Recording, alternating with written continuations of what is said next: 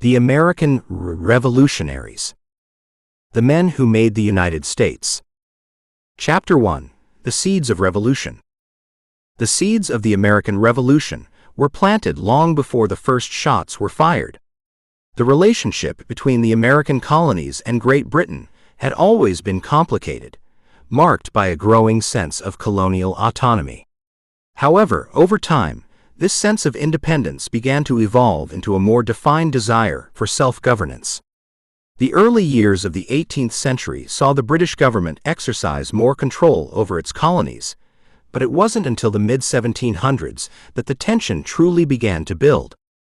One of the primary causes of the revolutionary sentiments was the issue of taxes. Following the French and Indian War, Britain found itself deeply in debt. The government looked to its American colonies as a source of revenue. The introduction of the Sugar Act in 1764, which taxed goods such as molasses and sugar, was one of the first signs of Britain's increasing intervention in colonial affairs. This was followed by the Stamp Act of 1765, which required colonists to purchase a stamp for every paper transaction, including newspapers and legal documents. These taxes were seen as an infringement on the rights of the colonists, who had no representation in the British Parliament. The phrase, "no taxation without representation," became a rallying cry, symbolizing the colonists' growing dissatisfaction with British policies. The reaction to these acts was swift and intense. Colonists organized boycotts of British goods, forming groups like the Sons of Liberty, who were responsible for acts of protest and civil disobedience. The British government, in turn, responded by tightening its grip, passing the Townshend Acts in 1767, which taxed imports such as paper, paint, glass, and tea. This further inflamed tensions, leading to widespread protests and a growing sense of unity among the colonies. The Boston Massacre of 1770, in which British soldiers killed 5 colonists during a protest, became a symbol of British tyranny and was used to galvanize colonial resistance. In the years that followed, events continued to escalate. The Boston Tea Party of 1773, in which colonists, disguised as Native Americans, dumped an entire shipment of tea into the harbor to protest the Tea Act, marked a turning point. The British responded with the Coercive Acts, also known as the Intolerable Acts, which closed Boston's port and placed the city under martial law. These acts were intended to punish Massachusetts, but they had the opposite effect, as they united the colonies in their opposition to British rule. The First Continental Congress convened in 1774 to address the growing crisis.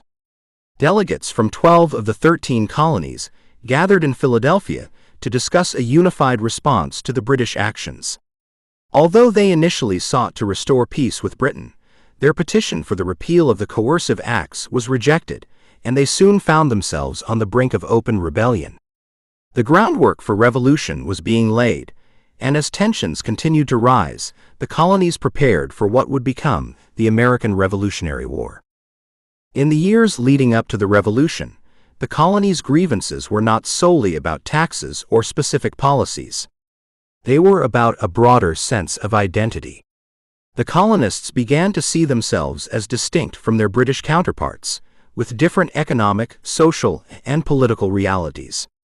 The notion of a new American identity began to take hold, setting the stage for a revolution that would not only challenge British rule, but would also redefine the future of the colonies. Early colonial grievances. The early colonial grievances that contributed to the American Revolution were deeply rooted in the relationship between the colonies and the British Crown. While the colonies had enjoyed a degree of autonomy for many years, the British government began to tighten its control in the mid-1700s, which provoked growing resentment among the colonists. At first, the colonies had benefited from what was known as salutary neglect, a policy where the British largely refrained from enforcing strict trade regulations. This allowed the colonies to flourish economically and govern themselves with relative freedom. However, after the French and Indian War in the 1760s, Britain found itself in a substantial amount of debt and needed a way to recover financially. This shift in British policy marked the beginning of a series of laws and taxes that angered the colonists. One of the first major grievances was the imposition of the Sugar Act of 1764. The Sugar Act placed duties on imported goods like sugar and molasses, which were essential to the colony's economy. This move angered many colonists who saw it as an infringement on their right to manage their own trade and economic affairs. It also set the stage for further taxes and regulations, such as the Stamp Act of 1765, which required colonists to pay a tax on every piece of printed paper they used, including newspapers, legal documents, and even playing cards. This tax was particularly upsetting because it was seen as a direct tax, unlike earlier trade regulations, which had been indirect. The colonists had no representation in the British Parliament, so they argued that they should not be taxed without their consent, leading to the famous rallying cry, "No taxation without representation." The Stamp Act sparked widespread protests across the colonies, including boycotts of British goods and the formation of groups like the Sons of Liberty, who organized demonstrations and even intimidated tax collectors. The British government, however, stood firm and refused to back down. The Stamp Act was eventually repealed in 1766, but the damage was already done. Colonists were increasingly unwilling to accept British authority over their affairs, and many began to view the British government as overreaching and oppressive.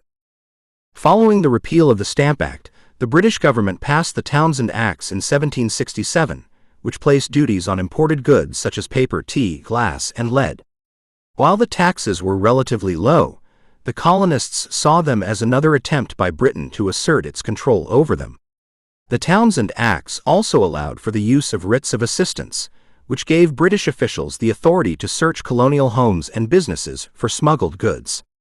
This further fueled the colonists' sense of injustice, as they felt that their rights to privacy and property were being violated. The growing tensions came to a head in 1770 with the Boston Massacre, where British soldiers opened fire on a crowd of colonists, killing 5. This event was widely publicized and used by colonial leaders to stoke anti-British sentiment. The Boston Massacre, along with the other grievances, fueled a deepening sense of unity among the colonies. The colonists began to view their struggle not just as a protest against specific policies, but as a fight for their rights and freedoms against an overbearing and distant government. As the British government continued to impose taxes and restrictions, the colonists increasingly saw themselves as distinct from their British counterparts, with a right to self-govern and live free from external control. These early grievances were just the beginning of a larger movement that would lead to the American Revolution. The influence of Enlightenment ideas. The ideas of the Enlightenment had a profound impact on the American colonies in the years leading up to the Revolution. This intellectual movement, which swept through Europe in the 17th and 18th centuries, emphasized reason, individual rights, and the importance of questioning traditional authority. Enlightenment thinkers such as John Locke, Montesquieu, and Voltaire challenged the established norms of monarchy and divine right, advocating for political systems that were more democratic and based on natural laws and individual freedoms. These ideas began to spread to the American colonies, influencing many colonial leaders and intellectuals who would later play a key role in the Revolution. John Locke's theories on government, in particular, resonated deeply with the colonists. Locke argued that all individuals had natural rights to life, liberty, and property, and that governments were formed to protect these rights. If a government failed to do so, Locke believed that the people had the right to overthrow it. This idea of the right to rebellion against oppressive government was a key factor in the development of revolutionary thought in the colonies. Locke's concept of the social contract, where people consent to be governed in exchange for the protection of their rights, provided a philosophical foundation for the colonists' argument that British rule was unjust and illegitimate. Montesquieu, another influential Enlightenment thinker, introduced the idea of the separation of powers. Montesquieu argued that the best way to prevent tyranny was to divide government authority into distinct branches, each with its own powers and responsibilities. His work, The Spirit of the Laws, became a major influence on the framers of the American Constitution. Montesquieu's ideas about checks and balances would later be incorporated into the U.S. system of government, ensuring that no single branch would become too powerful. These Enlightenment ideals of limited government and the protection of individual liberties began to gain traction among colonial leaders who were frustrated with the growing power of the British monarchy. In addition to Locke and Montesquieu, other Enlightenment thinkers, such as Voltaire and Rousseau, also influenced the political thought of the colonies. Voltaire's advocacy for freedom of speech and religious tolerance appealed to many colonists who had long been critical of religious and political persecution. Rousseau's emphasis on the general will and popular sovereignty encouraged the idea that legitimate political power came from the consent of the governed. These Enlightenment ideals inspired a generation of colonial leaders who began to question the legitimacy of British rule and to develop a vision for a government based on democratic principles. The influence of Enlightenment ideas can also be seen in the writings of colonial intellectuals and political figures. Benjamin Franklin, Thomas Jefferson, and James Madison were all deeply influenced by Enlightenment thought. Franklin, for example, embraced the Enlightenment's emphasis on reason and scientific inquiry, which helped shape his views on governance and his role in the development of the American nation.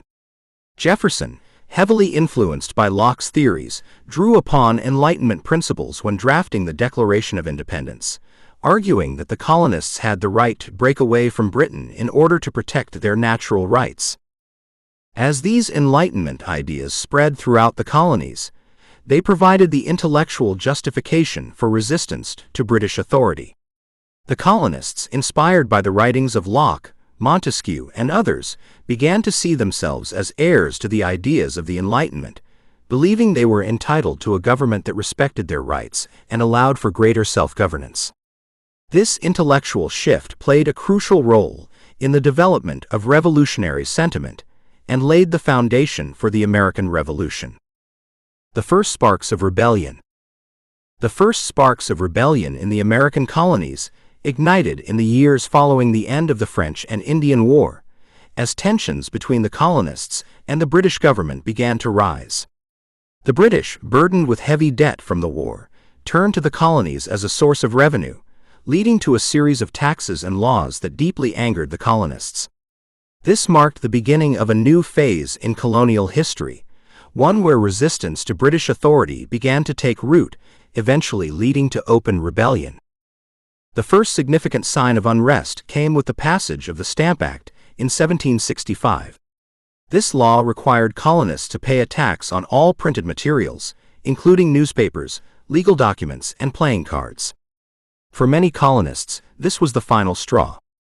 They had already been frustrated by various forms of British interference in their daily lives, but the Stamp Act represented an outright attempt by Britain to tax them without their consent.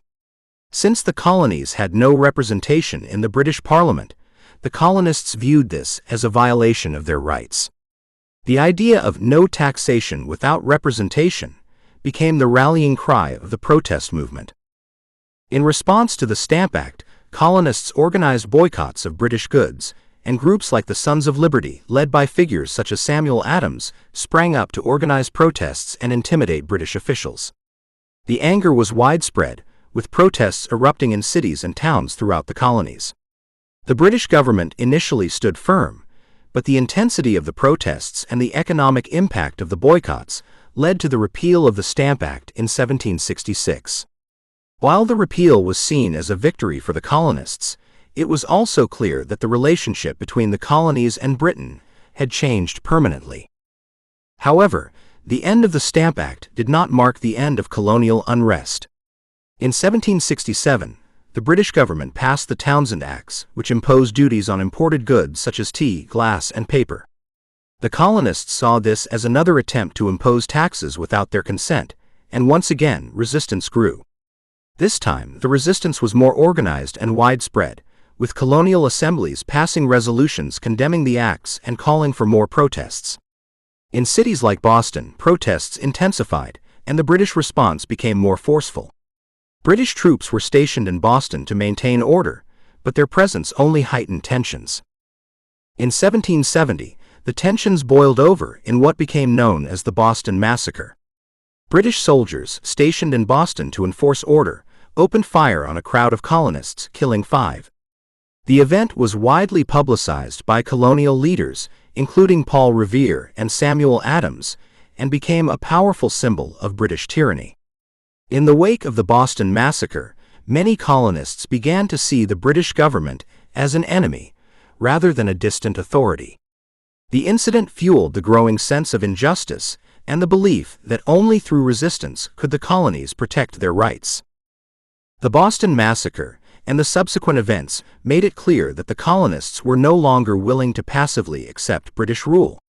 The spark of rebellion that had begun with the Stamp Act had now grown into a full-fledged resistance movement. As the British government continued to pass more laws and impose further restrictions, the colonies began to unite in their opposition to British authority. This sense of unity and shared purpose would lay the groundwork for the more organized resistance that would follow, eventually leading to the outbreak of the American Revolution. The first sparks of rebellion had been ignited, and there was no turning back. Chapter 2: The Road to Independence. The road to independence was long and fraught with tension, as the American colonies faced growing frustration with British rule. The relationship between Britain and its American colonies, which had once been relatively cooperative, began to deteriorate in the years following the French and Indian War. The British government, heavily in debt from the war, sought to raise revenue through taxes and regulations that angered the colonists, who felt their rights were being violated. What began as protests over specific policies gradually evolved into a more organized push for complete independence. One of the key turning points in this journey was the passage of the Intolerable Acts, also known as the Coercive Acts, in 1774. These laws were passed by the British in response to the Boston Tea Party, a protest against the Tea Act of 1773. The Intolerable Acts were a series of punitive measures designed to punish Massachusetts and suppress dissent. They included the closing of Boston's harbor until the tea that had been dumped in the harbor was paid for, as well as the suspension of town meetings and the imposition of martial law in the city. These acts enraged not only the people of Massachusetts, but also the other colonies, who saw them as a threat to their own rights and freedoms. The Intolerable Acts united the colonies in a way that no previous act had. In response, the First Continental Congress convened in Philadelphia in September 1774. Delegates from 12 of the 13 colonies gathered to discuss a unified response to British actions. Though many of the delegates still hoped for reconciliation with Britain, they began to form a collective identity and a shared sense of purpose. The Congress issued a Declaration of Rights and Grievances, which outlined the colonies' objections to British policies and called for a boycott of British goods. The colonies were beginning to recognize that their grievances were not just about specific taxes or laws, but about their right to self-governance. In the months that followed, tensions continued to escalate. In April 1775, British troops were sent to Concord, Massachusetts, to seize colonial arms and arrest rebel leaders. However, the colonial militia, alerted by writers like Paul Revere, confronted the British troops at Lexington and Concord, where the first shots of the Revolutionary War were fired. This event, known as the Battles of Lexington and Concord, marked the beginning of open hostilities between the colonies and Britain. The shot heard round the world symbolized the colonies' willingness to fight for their freedom, and it became the catalyst for the larger conflict that would follow. As fighting spread across New England, the Continental Congress reconvened in May 1775 and began to take more decisive action. The delegates moved toward the idea of independence, appointing George Washington as the commander of the Continental Army and organizing a military response to British aggression. Despite still hoping for reconciliation, the Congress recognized that the colonies were in a state of war, and the path to independence was becoming clearer. By the summer of 1776, the situation had reached a breaking point. The colonies, now fully engaged in armed conflict with Britain, were increasingly convinced that independence was the only way forward. In June of that year, the Continental Congress formed a committee to draft a formal Declaration of Independence. On July 4, 1776, the Declaration of Independence was adopted, formally severing ties with Britain and proclaiming the colonies as free and independent states. This bold step was the culmination of years of growing resistance and frustration, marking the beginning of a new nation. The road to independence had been long, but the moment of final separation from Britain had arrived. The Intolerable Acts. The Intolerable Acts, also known as the Coercive Acts, were a series of laws passed by the British government in 1774 in response to the escalating unrest in the American colonies, particularly the Boston Tea Party. These acts were designed to punish the colony of Massachusetts and assert British control over the colonies as a whole. Rather than quelling dissent, however, the Intolerable Acts galvanized the colonies against British authority, further deepening the divide between Britain and its American colonies and setting the stage for the Revolutionary War. The catalyst for the Intolerable Acts was the Boston Tea Party of December 1773. In protest of the Tea Act, which allowed the British East India Company to sell tea directly to the colonies at a reduced tax rate, a group of colonists disguised as Native Americans boarded British ships in Boston Harbor and dumped an entire shipment of tea into the water. This bold act of defiance angered the British government, and in retaliation, they passed the Intolerable Acts to punish the Massachusetts colony and demonstrate their power. The first of the Intolerable Acts was the Boston Port Act, which closed the port of Boston to all trade until the East India Company was reimbursed for the lost tea. This had a devastating impact on Boston's economy, as the city relied heavily on trade, and it was seen as a direct blow to the colony's livelihood. The British government hoped that this would force the colonists to pay for the damages and end the rebellious actions in Boston, but instead, it further united the colonies in their opposition to British rule. The second major component of the Intolerable Acts was the Massachusetts Government Act. This act severely limited the autonomy of the Massachusetts colonial government by giving the British governor more power. It reduced the number of elected officials and replaced them with appointed officials loyal to the Crown, effectively stripping the colony of its self-governance. This move was seen as a blatant attempt to exert greater control over the colonies and was met with widespread outrage. The third part of the Intolerable Acts was the Administration of Justice Act, which allowed British officials who were accused of crimes in the colonies to be tried in Britain or other colonies rather than in Massachusetts. Colonists viewed this as a violation of their rights to a fair trial, as it meant that British officials could act with impunity and avoid accountability for their actions.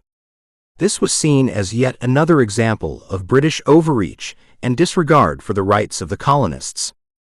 Finally, the Quartering Act was included in the Intolerable Acts, which required colonial governments to provide housing and provisions for British troops stationed in America. This act was seen as an imposition on the colonies, as it forced them to bear the financial burden of supporting the British military presence. It was also a constant reminder of the military presence that was being used to control the colonies and suppress dissent. The Intolerable Acts were not limited to Massachusetts. Their impact was felt across all the colonies. The harshness of the laws led to widespread protests and calls for unity. In response, the colonies convened the First Continental Congress in 1774 to address the growing crisis. The Congress adopted a Declaration of Rights and Grievances, which condemned the Intolerable Acts and called for a boycott of British goods. The acts, rather than silencing the colonies, served only to unite them in their determination to resist British control. The events set in motion by the Intolerable Acts would soon lead to the outbreak of the American Revolution. The Continental Congress.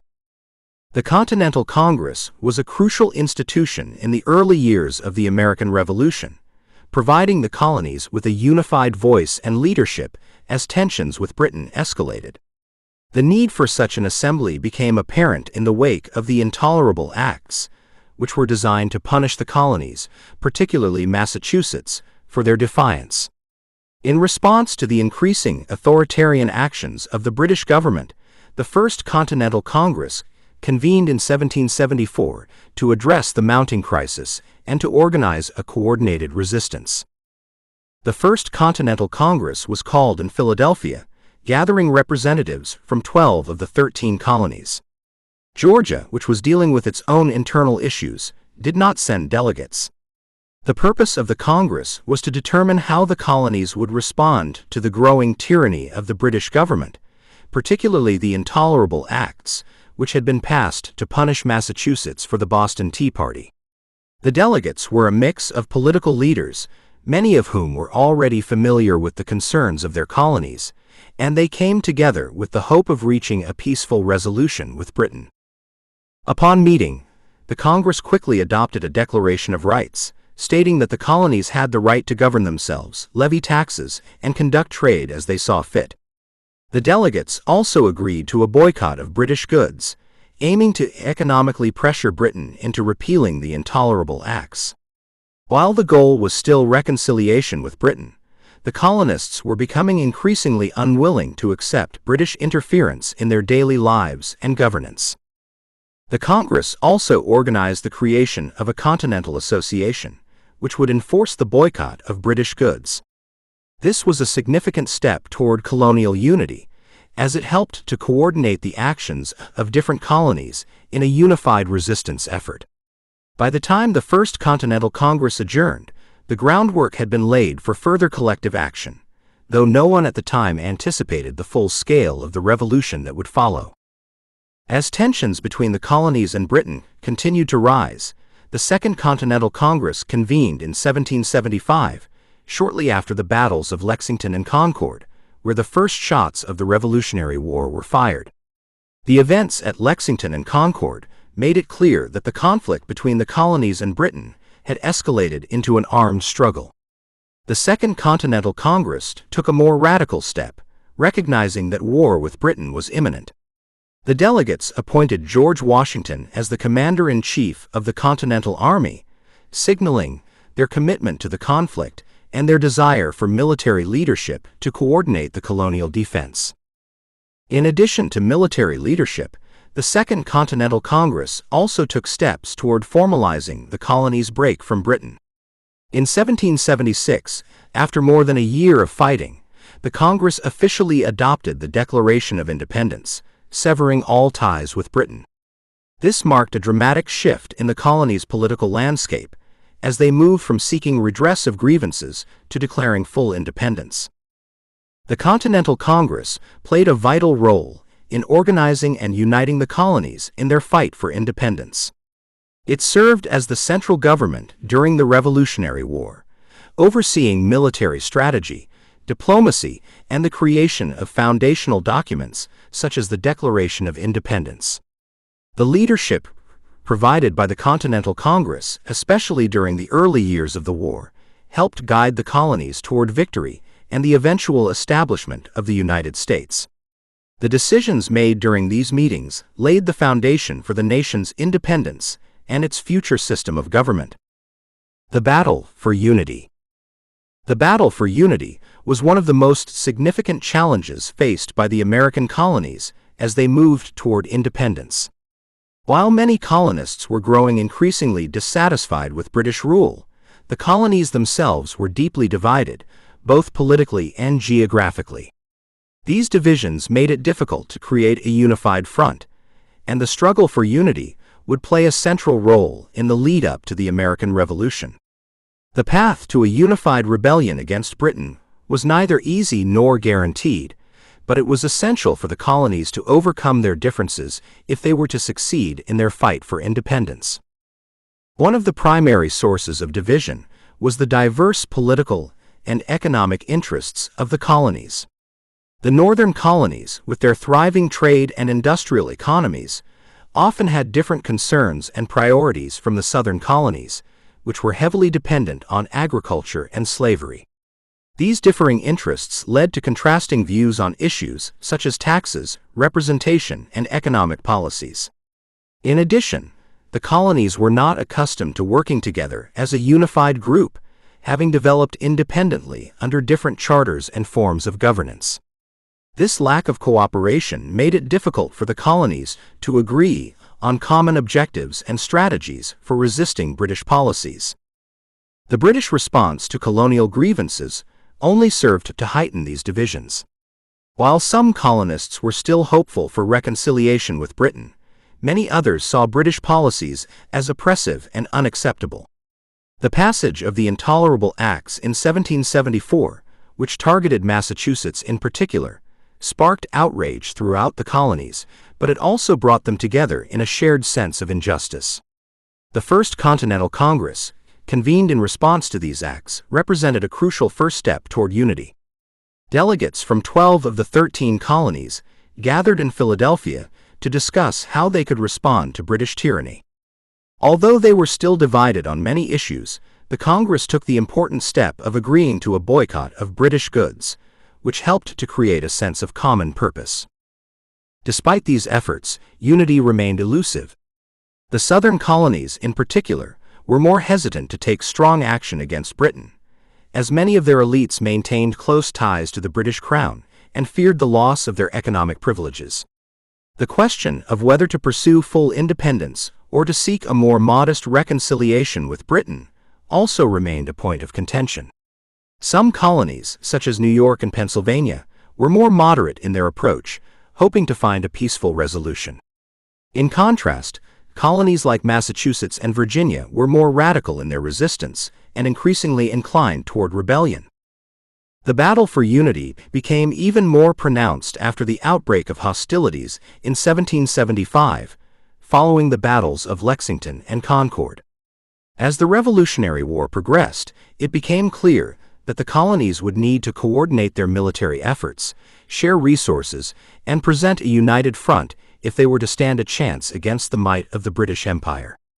The appointment of George Washington as Commander-in-Chief of the Continental Army by the Second Continental Congress was a key moment in this process, as it symbolized a commitment to a common cause and provided a figurehead around which the colonies could rally. Over time, as the war continued, the colonies began to move toward greater unity. The common experience of fighting against a shared enemy helped to break down some of the regional differences and foster a sense of collective identity. The Declaration of Independence, adopted in 1776, was the culmination of this process. It marked not only a formal break from Britain, but also the creation of a new sense of unity among the 13 colonies, which were now united in their determination to establish an independent nation. The battle for unity was not just a physical struggle, but also a political and ideological one. It required the colonies to put aside their differences and form a cohesive resistance against British rule. While unity was not easily achieved, it was essential for the success of the American Revolution. The ability of the colonies to come together in the face of adversity was a key factor in their eventual victory and the creation of the United States. Chapter 3: The Declaration of Independence. The Declaration of Independence stands as one of the most important documents in American history, symbolizing the colonies' final break from Britain.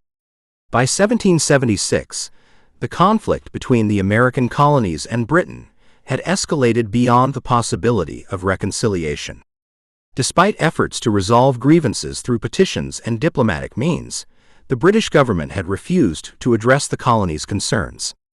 After years of mounting tension and armed conflict, the colonies made the bold decision to formally declare their independence, marking the beginning of the United States as a nation.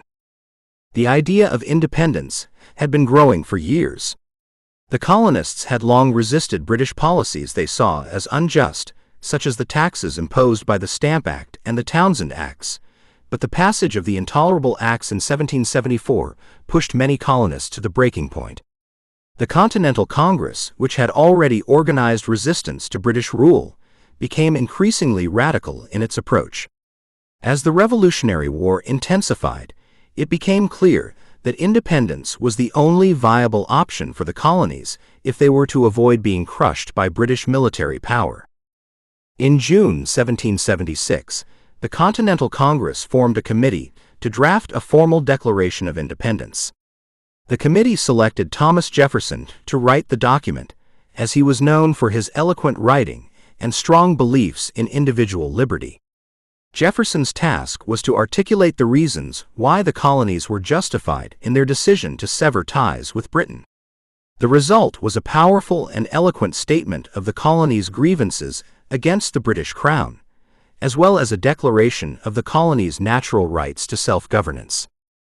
The Declaration of Independence was divided into three main sections. The first section, which is perhaps the most famous, outlines the philosophical justification for independence, asserting that all people have certain unalienable rights to life, liberty, and the pursuit of happiness. It states that governments are created to protect these rights, and when a government fails to do so, the people have the right to alter or abolish it. The second section lists a series of grievances against King George III, accusing him of violating the rights of the colonists and imposing an unjust form of government. The final section formally declares the colonies' independence, proclaiming them to be free and independent states, with the full power to govern themselves. On July 4, 1776, the Continental Congress adopted the Declaration of Independence, making it the official statement of the colonies' intent to separate from Britain. The signing of the document was a momentous event, as it represented the culmination of years of tension and resistance. It also marked a new beginning, as the 13 colonies now stood united in their desire for freedom and self-rule. The Declaration of Independence not only severed the political ties between the colonies and Britain, but also set forth the ideals that would shape the new nation. The Declaration of Independence remains a symbol of freedom and democracy, and its words have inspired countless movements for liberty around the world. It was a bold and revolutionary statement that forever changed the course of American history. The writing of the Declaration. The writing of the Declaration of Independence was a monumental task that carried the weight of the colonies' hopes for freedom from British rule. In June 1776, as the Continental Congress was grappling with the need to formalize its break from Britain, a committee was appointed to draft a declaration. This committee consisted of 5 members: Thomas Jefferson, John Adams, Benjamin Franklin, Roger Sherman, and Robert Livingston. While each member contributed to the process, it was Thomas Jefferson who took the lead in writing the document. Jefferson was chosen for his eloquence and his ability to express the sentiments of the colonies in clear, powerful language.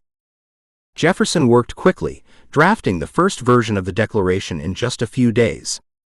He drew inspiration from Enlightenment thinkers, particularly John Locke, who had argued that individuals had natural rights to life, liberty, and property, and that governments existed to protect these rights.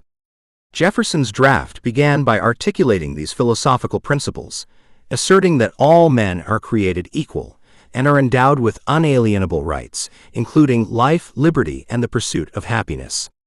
This idea formed the core of the document, and was a radical departure from the traditional view that monarchs ruled by divine right.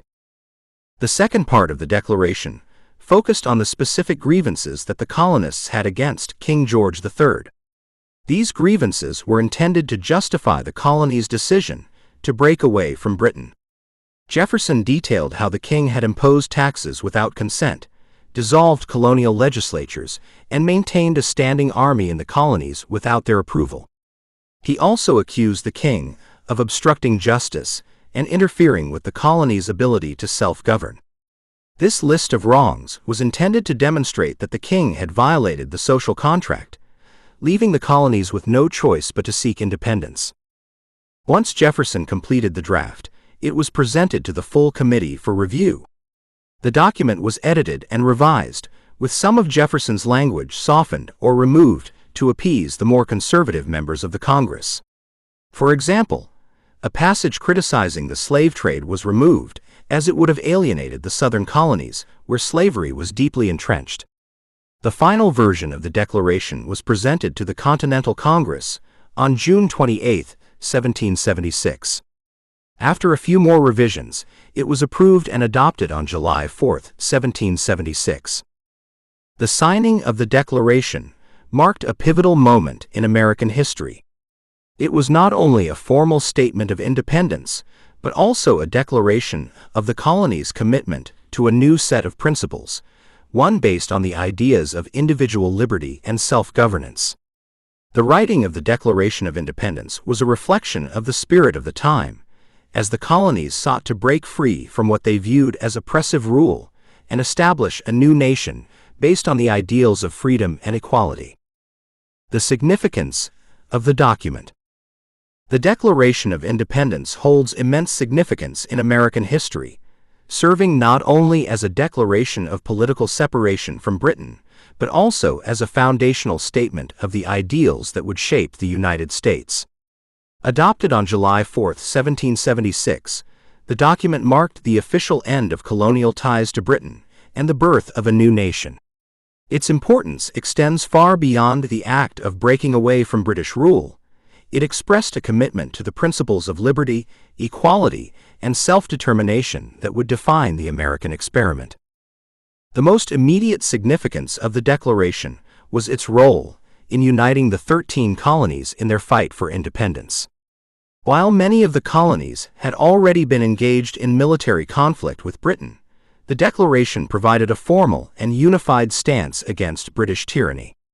It brought together disparate colonies with different economic interests and social structures, and it gave them a common cause: freedom from an oppressive monarchy. By declaring independence, the colonies not only rejected British rule, but also asserted their right to self-governance and the ability to form a new political identity.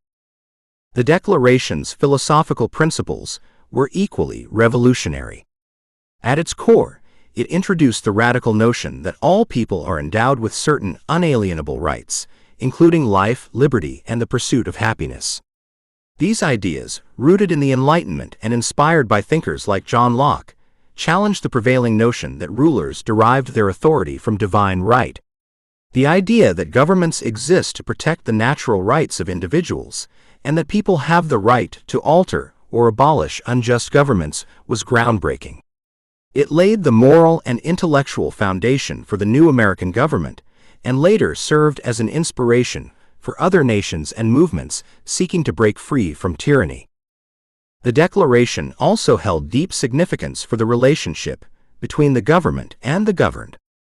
It posited that the legitimacy of a government rested on the consent of the governed, an idea that would become central to American political thought. This shift from monarchic rule to democratic governance set the stage for the creation of a republic where citizens would have the power to shape their government through representation and participation. Furthermore, the Declaration's legacy extends far beyond the American Revolution. Its words have resonated throughout history, inspiring countless other movements for freedom and justice. The Declaration was a catalyst for the abolition of slavery, the expansion of civil rights, and the advancement of democratic principles worldwide.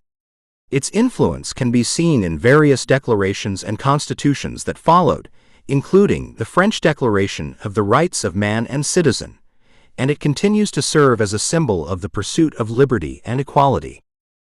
In sum, the significance of the Declaration of Independence lies not just in its political impact in 1776, but in its enduring influence as a beacon of the universal principles of freedom, equality, and the right to self-determination. It remains a timeless document that embodies the spirit of American democracy and the ongoing struggle for justice and human rights. Reactions from the colonies and abroad. The Declaration of Independence, adopted on July 4, 1776, was a bold and revolutionary statement that had profound consequences both within the American colonies and across the globe. Its immediate impact was felt most keenly within the colonies, as it solidified the idea of a new independent nation. However, it also sparked a range of reactions from Britain, foreign powers, and colonists themselves, setting the stage for the broader conflict of the Revolutionary War and influencing the international landscape of the 18th century. Within the colonies, The reaction to the Declaration was one of intense excitement and trepidation. For many, the Declaration symbolized the triumph of liberty over tyranny and the fulfillment of long-held desires for independence from British rule. The colonies, united in their desire for freedom, celebrated the momentous occasion with public readings of the Declaration, firing of cannons, and ringing of church bells.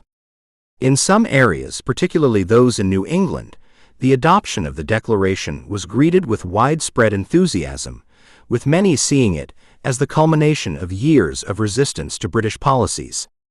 However, there were also more cautious reactions, especially in the southern colonies, where loyalty to the British Crown was still strong among the elite class. In these regions, many feared the consequences of breaking away from Britain, and the shift toward independence was met with uncertainty. The Declaration's impact was also felt in Britain, where it was seen as an act of rebellion and treason. The British government, led by King George III, was angered by the bold assertion of independence, viewing it as a direct challenge to the monarchy's authority. Britain's reaction was swift and harsh, with the King and Parliament strengthening their military presence in the colonies. The British military, already engaged in conflict with the colonies, increased its efforts to suppress the rebellion. Loyalists in the colonies, those who remained loyal to the British Crown, were deeply disappointed by the Declaration, and many chose to support Britain in the conflict that followed. The British response to the Declaration of Independence only further deepened the divide between the colonies and the mother country, pushing the colonies closer to total war. Abroad, the Declaration garnered mixed reactions. Some European nations, particularly France and Spain, saw the American struggle as an opportunity to weaken Britain, their long-standing rival. France, in particular, provided crucial support to the American cause, initially through covert aid and eventually through formal alliances. France's support was motivated by a desire to undermine Britain's power and to gain influence in the New World. The Declaration of Independence was thus seen by some foreign powers as a symbol of the potential for change and revolution in the face of colonial oppression. Meanwhile, other nations viewed the American rebellion with skepticism, concerned that it might inspire similar uprisings in their own colonies. In the long term, the Declaration of Independence would have far-reaching effects. It not only set in motion the struggle for American independence, but also inspired countless other independence movements around the world. From Latin America to France, the ideals of liberty and self-governance put forth in the Declaration would resonate with people seeking to overthrow colonial rulers and establish their own nations. Ultimately, the Declaration of Independence was more than just a document of rebellion. It became a rallying cry for freedom and a symbol of the universal desire for self-determination. Chapter 4: The War for Freedom. The War for Freedom began in earnest after the colonies declared their independence from Britain in 1776. The announcement of independence did not immediately end the struggle for autonomy, but rather marked the official start of a brutal and protracted conflict. For the colonies, this war would be one of survival, and for the British it was a fight to preserve the empire. The Revolutionary War, which lasted from 1775 to 1783, was a defining moment in American history, as the newly formed Continental Army, led by General George Washington, took on the might of the British military in a battle for self-governance. The early battles of the war revealed the difficulties the Continental Army would face in challenging the British forces. The Continental Army, though composed of dedicated and passionate soldiers, lacked the training, equipment, and resources of the British military. Washington, appointed as commander-in-chief by the Continental Congress, faced numerous challenges, from managing poorly trained troops to securing enough supplies to sustain the army in the field. In the early years of the war, the Continental Army suffered numerous defeats, including the loss of New York City in 1776 and the retreat across New Jersey into Pennsylvania. Yet, despite these setbacks, Washington's leadership kept the army intact and determined to continue the struggle. One of the pivotal moments in the war came in December 1776, with the daring and successful crossing of the Delaware River. Washington's surprise attack on the Hessian forces in Trenton, New Jersey, boosted morale and gave the American forces a much-needed victory. This victory was followed by another success at Princeton, which helped to revive the cause of independence and provided the Continental Army with renewed hope.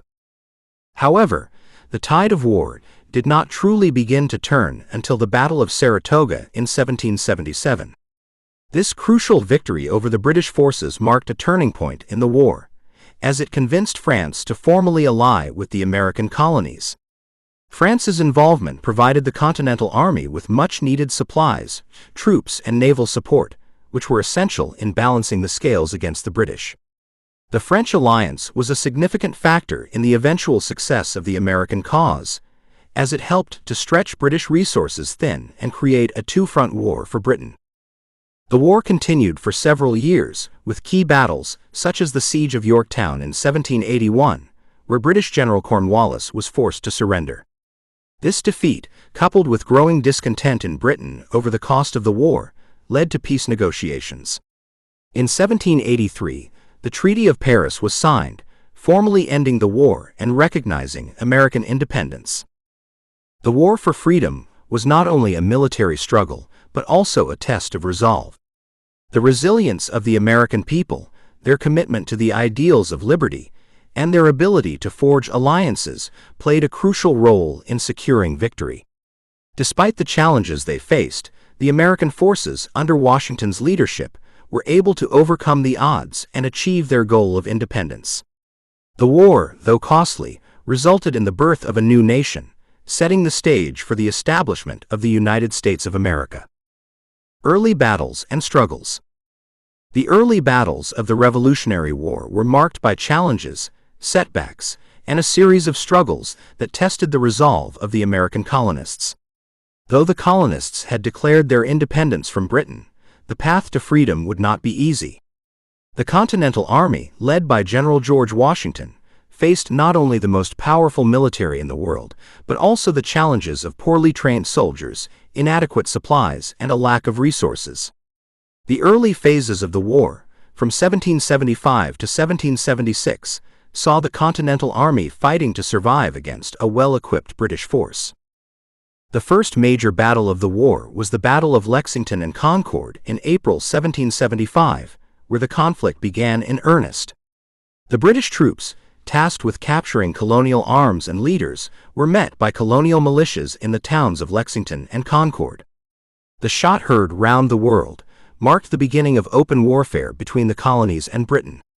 Although the British technically won the skirmish at Lexington, the colonists successfully repelled the British at Concord and forced them to retreat to Boston, signaling the start of an armed rebellion. In the summer of 1775, the Continental Congress established the Continental Army, naming George Washington as its commander.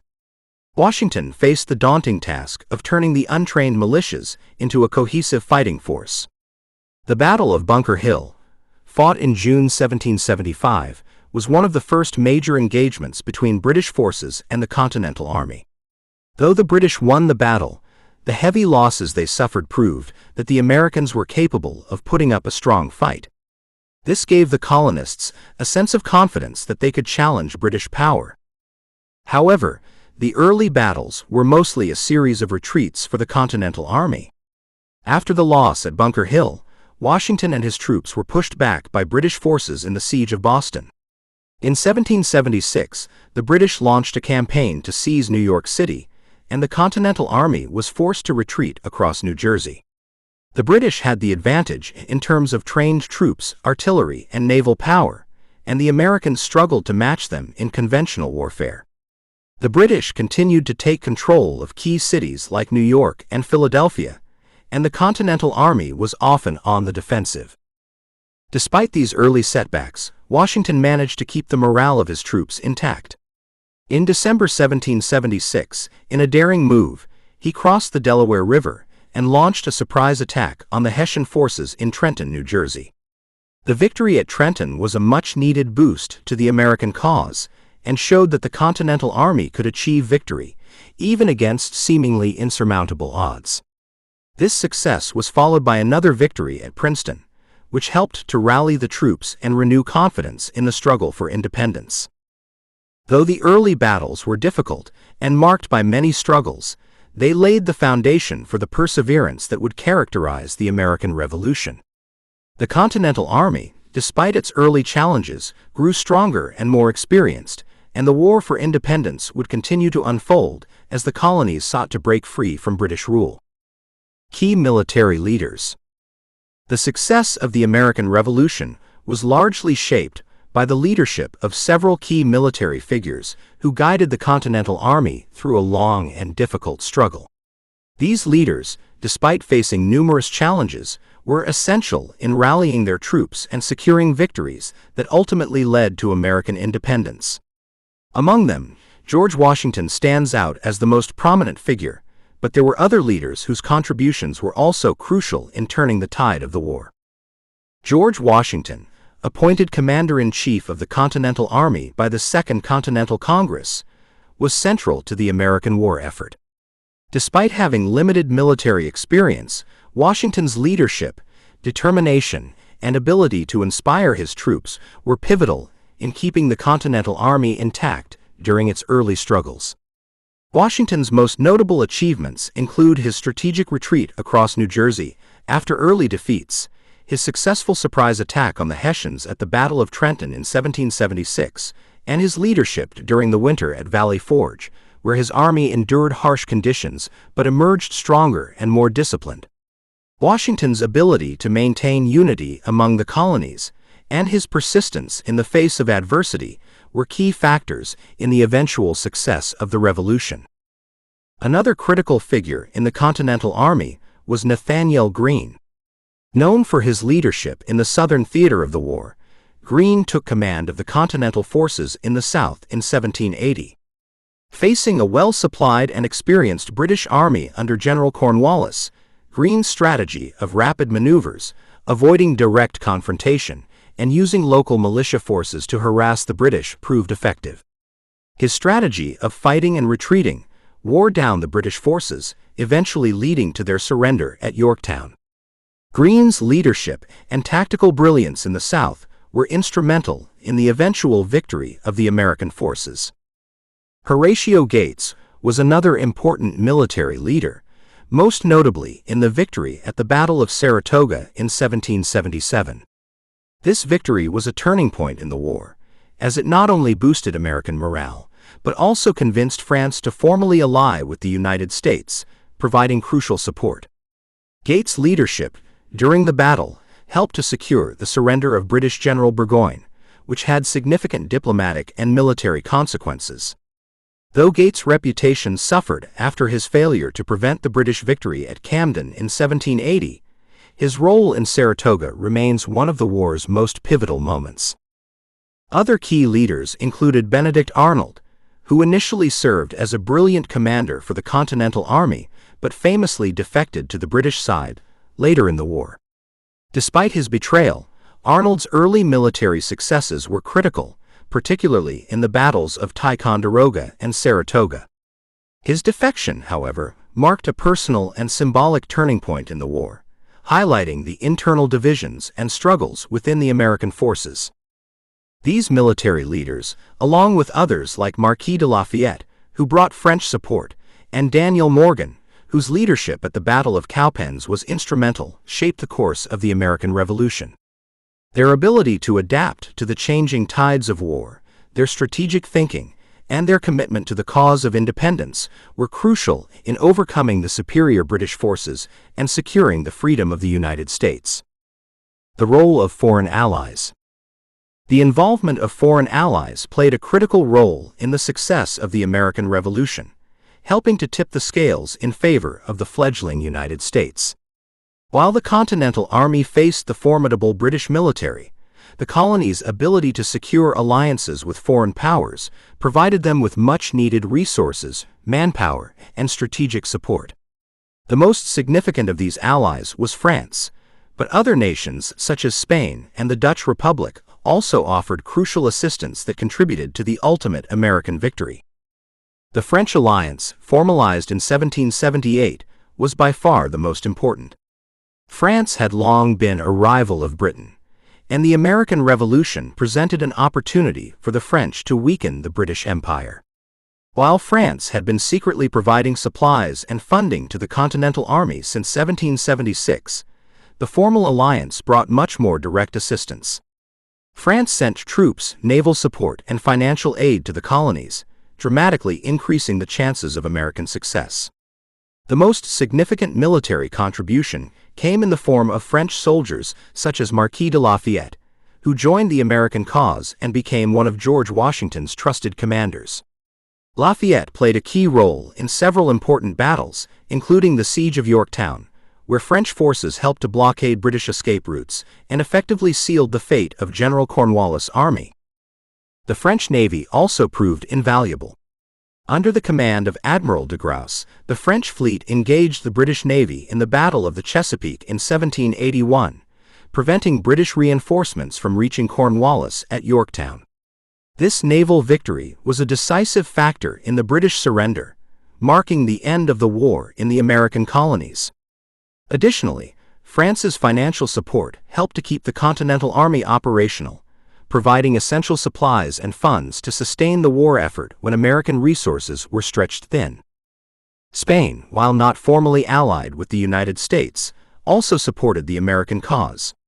Spain's involvement was driven by its rivalry with Britain and its desire to undermine British influence in North America. Spain provided funds and supplies to the Continental Army, and its Louisiana governor, Bernardo de Galvez, led military operations in the Mississippi Valley and Gulf Coast, capturing British posts and diverting British resources from other fronts. Spain's support in the Southern Theater helped to stretch British forces thin and delayed their ability to focus entirely on the eastern colonies. The Dutch Republic, though neutral, also offered financial aid to the United States. Dutch bankers provided loans to the American cause, which were crucial for financing the war effort. While the Dutch did not provide military support, their financial backing was essential in keeping the Continental Army operational, especially in the face of Britain's naval blockade, which severely limited American trade. The involvement of foreign allies was a game-changer in the Revolutionary War, helping to level the playing field between the American colonies and the British Empire. Their military, financial, and logistical support significantly boosted American capabilities and morale, ultimately leading to the victory at Yorktown and securing American independence. Without the assistance of France, Spain, and the Dutch Republic, it is unlikely that the United States would have been able to defeat the British and achieve independence. The role of these foreign allies was pivotal in shaping the outcome of the war and the future of the United States. Chapter 5: The Turning Point. The turning point of the American Revolution came in 1777 with the Battle of Saratoga, a victory that not only shifted the momentum of the war, but also had profound diplomatic and military consequences. Prior to this battle, the Continental Army had been struggling against the more experienced and well-equipped British forces. Although there had been victories, such as the surprise attack at Trenton, the overall trajectory of the war had been unfavorable for the Americans. The Battle of Saratoga, however, marked a decisive shift in the Revolution's fortunes and set the stage for the eventual American victory. The battle took place in upstate New York, where British General John Burgoyne, who had been advancing south from Canada, was met by the American forces led by General Horatio Gates. Burgoyne had a plan to isolate New England from the rest of the colonies by capturing key positions along the Hudson River, but his strategy faltered as the American forces, aided by local militias, put up strong resistance. The Americans surrounded Burgoyne's forces and forced them to surrender after weeks of fighting and the arrival of reinforcements for the Continental Army. This victory was a turning point because it boosted American morale and gave the colonies a much-needed sense of hope and unity. Saratoga also had significant international implications. The American victory convinced France that the United States could win the war and that British power could be defeated. As a result, France formally entered the war as an ally of the American cause in 1778, providing critical military and financial support. The French contribution was invaluable, as it provided the Continental Army with additional troops, naval support, and supplies, which were crucial in challenging the British forces. The alliance with France effectively turned the war into a global conflict, spreading British resources thin and forcing the British to fight on multiple fronts. The success at Saratoga also encouraged other nations to consider supporting the American cause. Spain, which had its own interests in weakening Britain, provided assistance to the Continental Army in the form of supplies and funding, and the Dutch Republic also extended financial support. These international alliances shifted the balance of power in favor of the Americans, making it clear that they had the resources and support to continue their fight for independence. Overall, the Battle of Saratoga marked the turning point of the American Revolution. It was a crucial victory that revitalized the American cause, secured international support, and altered the course of the war. The outcome at Saratoga demonstrated the resilience of the American forces and proved that they were capable of defeating the British on the battlefield, setting the stage for the eventual triumph of American independence. The Battle of Saratoga. The Battle of Saratoga, fought in the fall of 1777, is widely regarded as the turning point of the American Revolution. It was a decisive American victory that significantly shifted the momentum of the war in favor of the colonies and marked the beginning of the end for British hopes of suppressing the rebellion. The battle consisted of two engagements, the first at Freeman's Farm and the second at Bemis Heights, and it ultimately led to the surrender of British General John Burgoyne and his entire army. Burgoyne's strategy was to march south from Canada to split the colonies by gaining control of the Hudson River Valley, isolating New England from the rest of the colonies. His plan was ambitious, but it quickly ran into difficulties. The British forces were overextended and faced logistical problems, including supply shortages and a lack of reinforcements. The American forces, led by General Horatio Gates and supported by Benedict Arnold, were able to capitalize on these weaknesses. The first significant clash occurred at Freeman's Farm on September 19, 1777. Despite initial British successes, the American forces put up fierce resistance, forcing the British to retreat. The Americans, although suffering heavy casualties, were able to prevent Burgoyne from achieving his goal of advancing southward. Over the next few weeks, both sides dug in, preparing for the decisive second engagement at Bemis Heights. During this period, the Continental Army was reinforced, while the British forces were increasingly cut off from their supply lines and reinforcements. The second battle at Bemis Heights, fought on October 7, 1777, proved to be the turning point. In this engagement, the American forces, bolstered by local militia and reinforcements, launched a series of attacks that decisively weakened Burgoyne's army. The British were unable to break through the American lines, and their situation became increasingly desperate.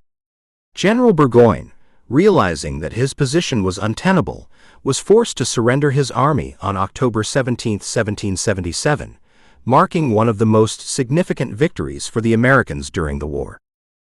The significance of the Battle of Saratoga extended far beyond the battlefield. The victory provided a much-needed boost to American morale, which had been flagging after a series of early defeats. It also had profound diplomatic consequences. The French, who had been providing covert support to the American cause, were now convinced that the colonies had a real chance of winning the war. In response, France formally entered the war as an ally of the United States, providing vital military and financial aid. This alliance with France was a game-changer, as it brought much-needed resources and troops to the American cause and helped to stretch British resources thin. The Battle of Saratoga demonstrated the resilience of the American forces and proved that the Continental Army, though not yet fully trained or equipped, could take on and defeat a professional British army. It marked the first major victory for the colonies and set the stage for the eventual success of the American Revolution. The Treaty of Alliance with France. The Treaty of Alliance with France, signed on February 6, 1778, was one of the most crucial developments of the American Revolution. It marked the formal entry of France into the war as an ally of the United States, providing the Americans with much-needed military and financial support. The treaty not only strengthened the American cause, but also significantly altered the dynamics of the conflict, as it turned the American Revolution into a global struggle between the British Empire and multiple European powers. The French had been secretly aiding the American colonies since 1776, providing supplies, arms, and money to the Continental Army. However, after the American victory at the Battle of Saratoga in 1777, France was convinced that the United States had a real chance of winning the war.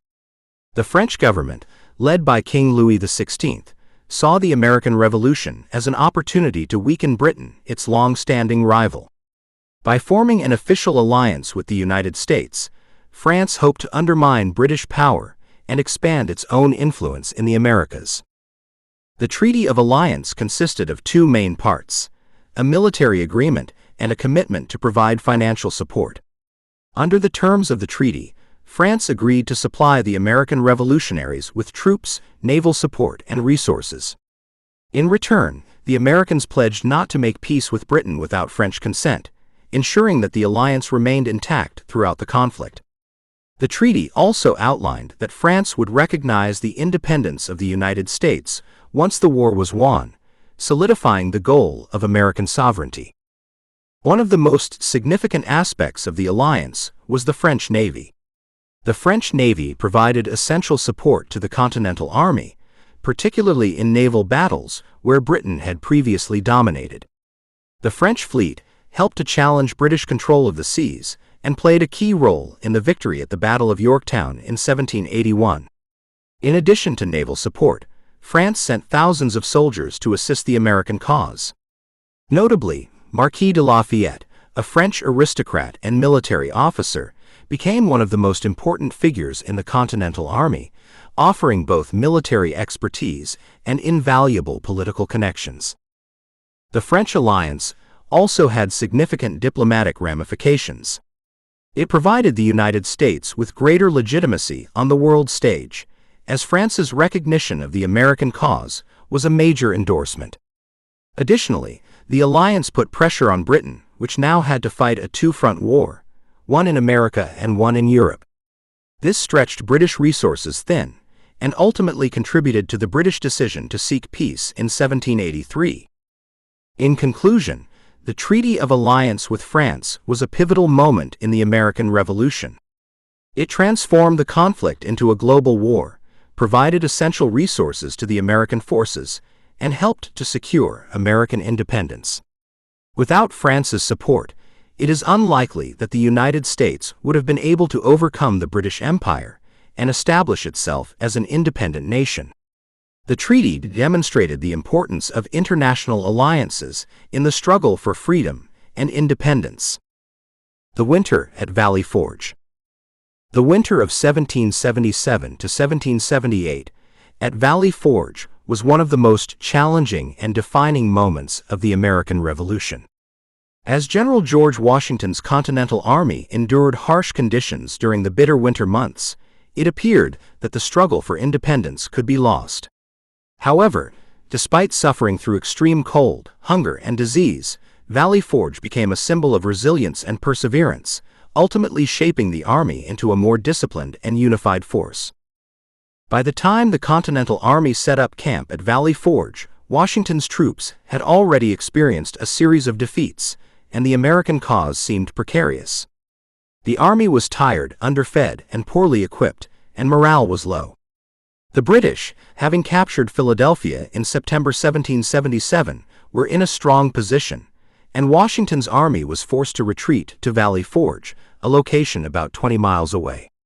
The camp was strategically chosen because it was far enough from Philadelphia to avoid a direct British assault, but still close enough to keep an eye on the enemy. Conditions at Valley Forge were harsh. The soldiers had inadequate clothing, shoes, and shelter, and food was scarce. The brutal winter, with temperatures often dipping below freezing, made survival a daily challenge. Many soldiers contracted diseases like smallpox and dysentery, and the death toll was high. At times, the army was on the brink of starvation, with some soldiers reduced to eating their horses or foraging for whatever scraps they could find. For most of the soldiers, Valley Forge represented an immense test of endurance and determination. Despite these hardships, Valley Forge also became a place of transformation for the Continental Army. In the midst of suffering, Washington's leadership, along with the training of Baron von Steuben, a Prussian military officer who joined the American cause, proved to be pivotal. Von Steuben, who had been appointed as Inspector General of the Continental Army, introduced a rigorous system of drills and training that transformed the poorly trained troops into a more effective fighting force. His disciplined approach to military training instilled a sense of unity, professionalism, and confidence in the Army, preparing them for future battles. Furthermore, the winter at Valley Forge also marked the moment when Washington's leadership was cemented. His ability to maintain the Army's cohesion during this period of suffering helped to solidify his reputation as a strong and capable leader. His commitment to keeping the Army together, despite the many challenges, became a source of inspiration for his troops and for the cause of American independence as a whole. By the time the Army left Valley Forge in the spring of 1778, they were a more cohesive and professional force. Though the winter had been one of the most difficult periods of the Revolution, it ultimately strengthened the Continental Army and contributed to their future successes. Valley Forge was a test of endurance, but it also became a symbol of the American resolve to fight for independence against all odds. The experience at Valley Forge turned out to be a crucial turning point in the war, preparing the Army for the challenges that lay ahead. Chapter 6: The Final Victory. The final victory in the American Revolution came in 1781 with the decisive Battle of Yorktown, a moment that effectively ended the war and secured American independence. While fighting continued for some time afterward, the surrender of British General Lord Cornwallis at Yorktown marked the collapse of British hopes for quelling the rebellion. The victory was the culmination of years of struggle, culminating in a strategic and coordinated effort by the Continental Army, supported by their French allies, which proved to be too much for the British to overcome. The road to Yorktown began with the culmination of several factors that set the stage for the British defeat. After years of fighting, the British were stretched thin, facing a multi-front war that involved battles in both the American colonies and in Europe. Additionally, British military leadership in America was plagued by strategic mistakes, miscommunications, and a lack of coordination. On the other hand, the American forces, though still struggling, had grown more experienced, thanks in large part to the training at Valley Forge and their growing alliance with France. The French played a critical role in the final victory at Yorktown. Following the success of the American forces at the Battle of Saratoga, France had formally entered the war as an ally of the United States, providing crucial military and naval support. By the time of the Battle of Yorktown, French troops under General Rochambeau had joined forces with Washington's Continental Army. In addition to the ground forces, the French Navy, led by Admiral de Grasse, played a pivotal role by securing control of the Chesapeake Bay. De Grasse's fleet arrived at a crucial moment, preventing the British from receiving reinforcements and cutting off Cornwallis's escape route. By the time the Continental and French forces closed in on Cornwallis's position at Yorktown, the British were effectively trapped. The siege began in September 1781 and lasted for several weeks. The British attempted to break free, but their efforts were unsuccessful, and they were unable to withstand the combined strength of the French and American forces. After days of intense bombardment, Cornwallis was forced to surrender on October 19, 1781, effectively ending the fighting in the American colonies. Though fighting continued for some time, the surrender at Yorktown was the final blow to British morale and strategy in the American Revolution. News of Cornwallis's defeat quickly spread, and it became clear to both Britain and the world that the American colonies had achieved a significant victory. The Treaty of Paris, signed in 1783, formally recognized American independence, marking the end of the war. The final victory at Yorktown was not only a military triumph, but also a testament to the resilience of the American people, the effectiveness of their alliances, and the determination to fight for their freedom. It sealed the birth of the United States as an independent nation. The Siege of Yorktown. The Siege of Yorktown, fought in the fall of 1781, was the final major military action of the American Revolution and marked the turning point that led to the United States independence. Located in Virginia, Yorktown became the site of a critical confrontation between the British forces led by General Lord Cornwallis and the combined American and French forces under General George Washington and French General Rochambeau. The successful siege and the subsequent surrender of Cornwallis effectively ended the war and sealed the fate of the British Empire in the American colonies. The siege began after Cornwallis's army found itself trapped in Yorktown, a coastal town on the Chesapeake Bay. The British general had been operating in the southern colonies, but his strategy faltered as he faced mounting pressure from American forces. With the support of their French allies, the American and French forces managed to cut off Cornwallis's retreat and supply lines, leaving him with no viable options for escape or reinforcement. The French Navy, under Admiral de Grasse, played a crucial role by gaining control of the waters around Yorktown, preventing any British ships from arriving to rescue the trapped British forces.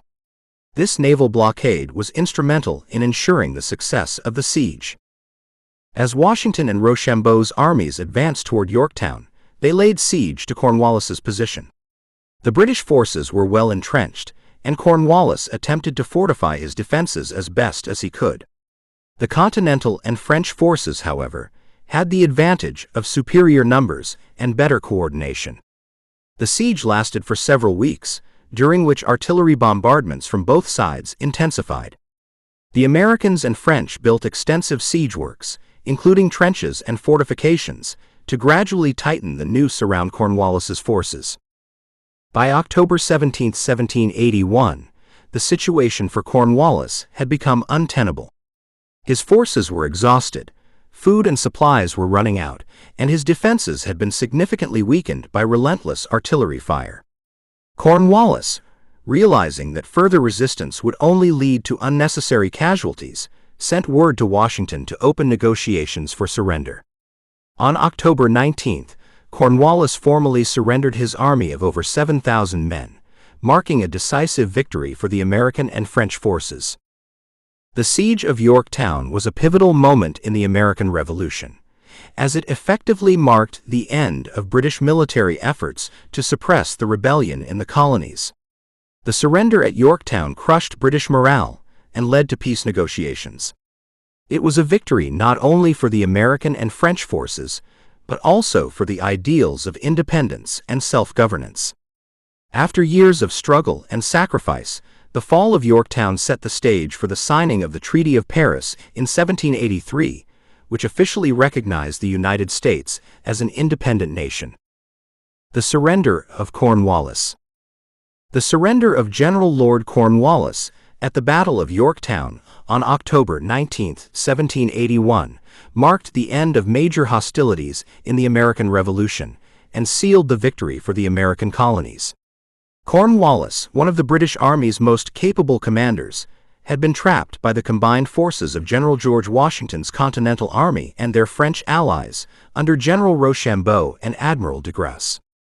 The British defeat at Yorktown was a turning point that significantly weakened Britain's resolve to continue the war, leading to peace negotiations and the eventual recognition of American independence. Cornwallis's position at Yorktown had become increasingly desperate as the siege wore on. After his defeat in the southern colonies, Cornwallis had retreated to Yorktown, hoping to use its position along the Chesapeake Bay to receive reinforcements and supplies from the British Navy. However, his hopes were dashed when the French Navy, commanded by Admiral de Grasse, gained control of the waters around Yorktown, preventing any British ships from reaching the British forces. Meanwhile, Washington, with his army reinforced by the French, advanced towards Yorktown, effectively trapping Cornwallis between the American and French forces on land and the French Navy at sea. As Washington's forces encircled the town, Cornwallis attempted to hold out, but his position grew more precarious by the day. The American and French forces built siege lines and gradually tightened their grip on Yorktown, while relentless artillery bombardments weakened the British defenses. Cornwallis's forces, already stretched thin, faced shortages of food, supplies, and ammunition. The British general's situation was further compounded by the loss of any potential reinforcements, as the British Navy was unable to break the French blockade. On October 17, 1781, realizing that continued resistance was futile and fearing further unnecessary casualties, Cornwallis sought to negotiate a surrender. He officially capitulated 2 days later, offering his sword and the surrender of his army of over 7,000 men.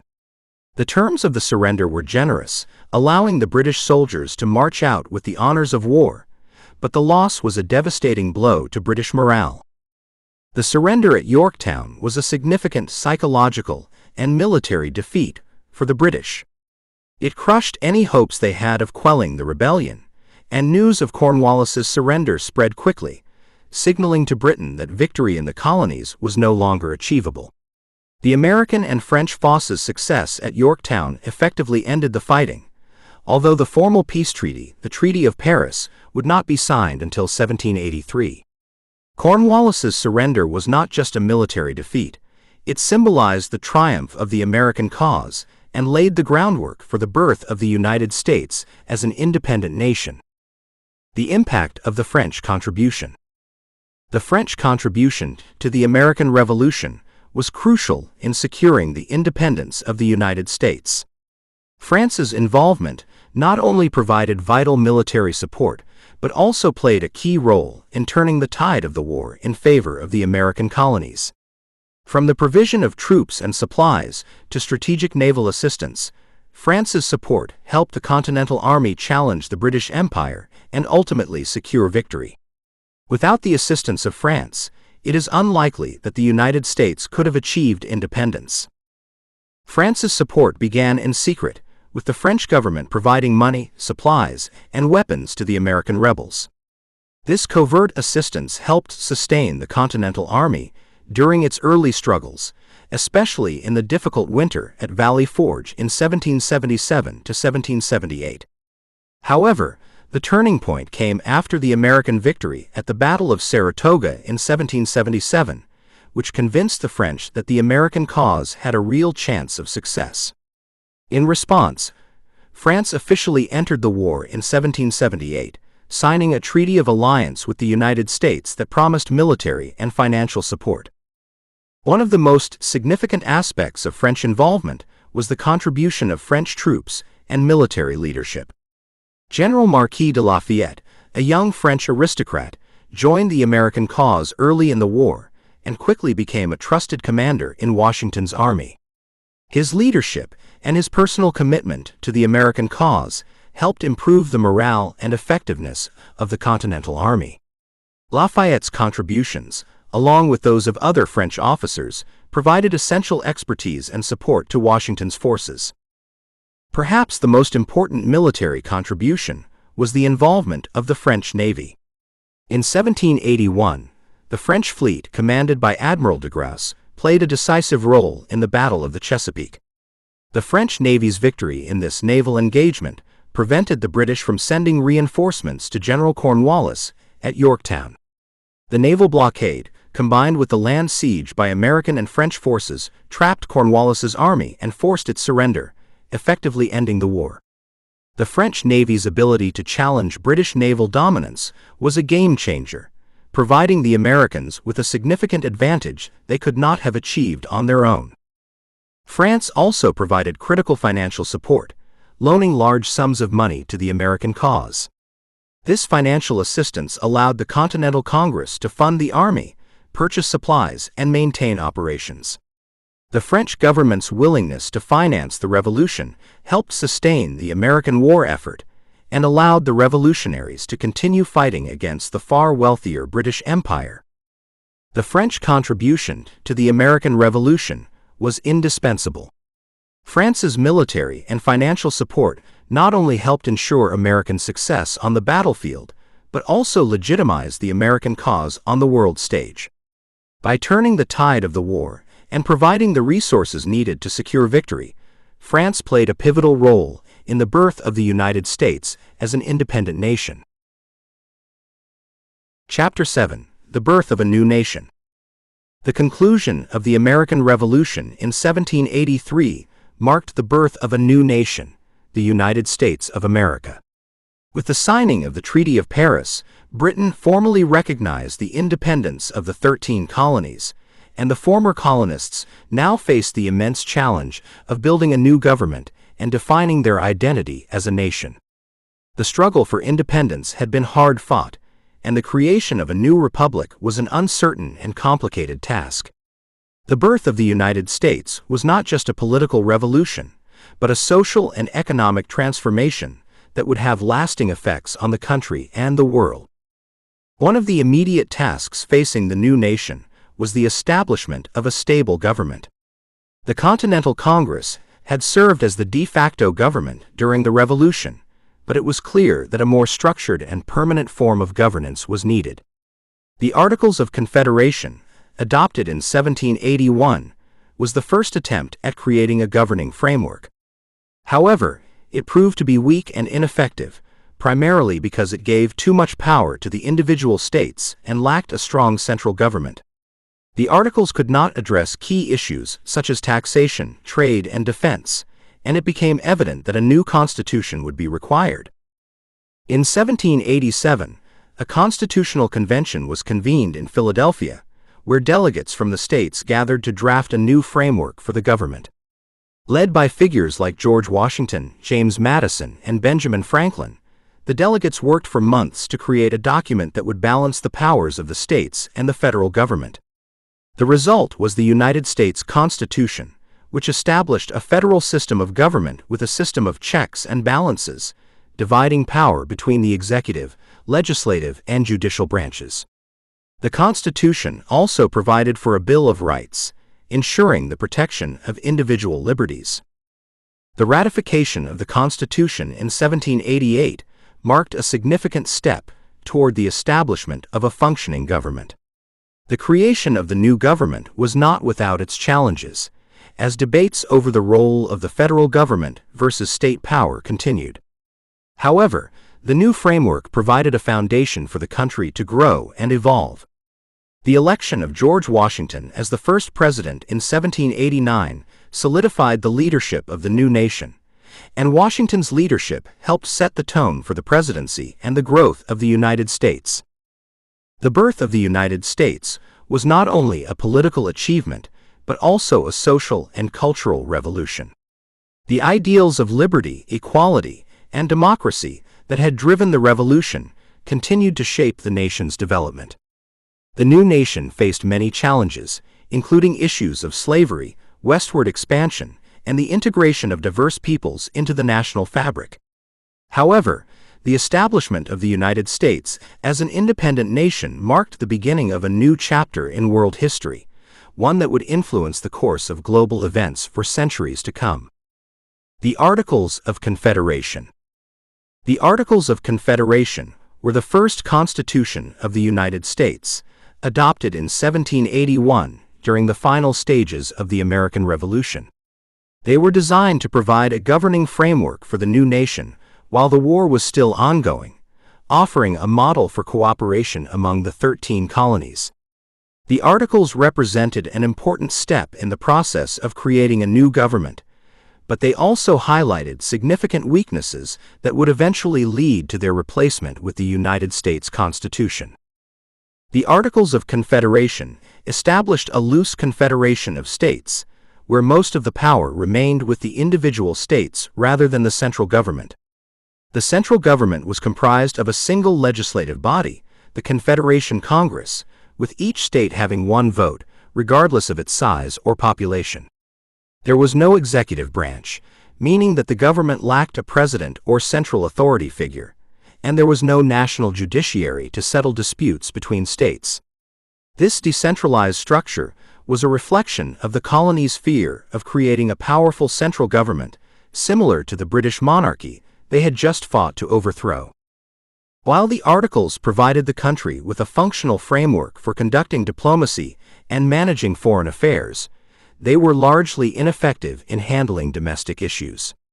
The Confederation Congress had no power to tax, which meant the government lacked the financial resources to pay debts, fund the military, or address the needs of the nation. Additionally, the Articles did not grant the central government the authority to regulate interstate trade, which led to disputes and economic instability among the states. Without a strong central authority, states often pursued their own interests, resulting in a lack of cooperation and coordination on crucial matters. The government under the Articles also struggled with defense. The Continental Army had been disbanded after the war, and there was no mechanism to raise and maintain a standing army.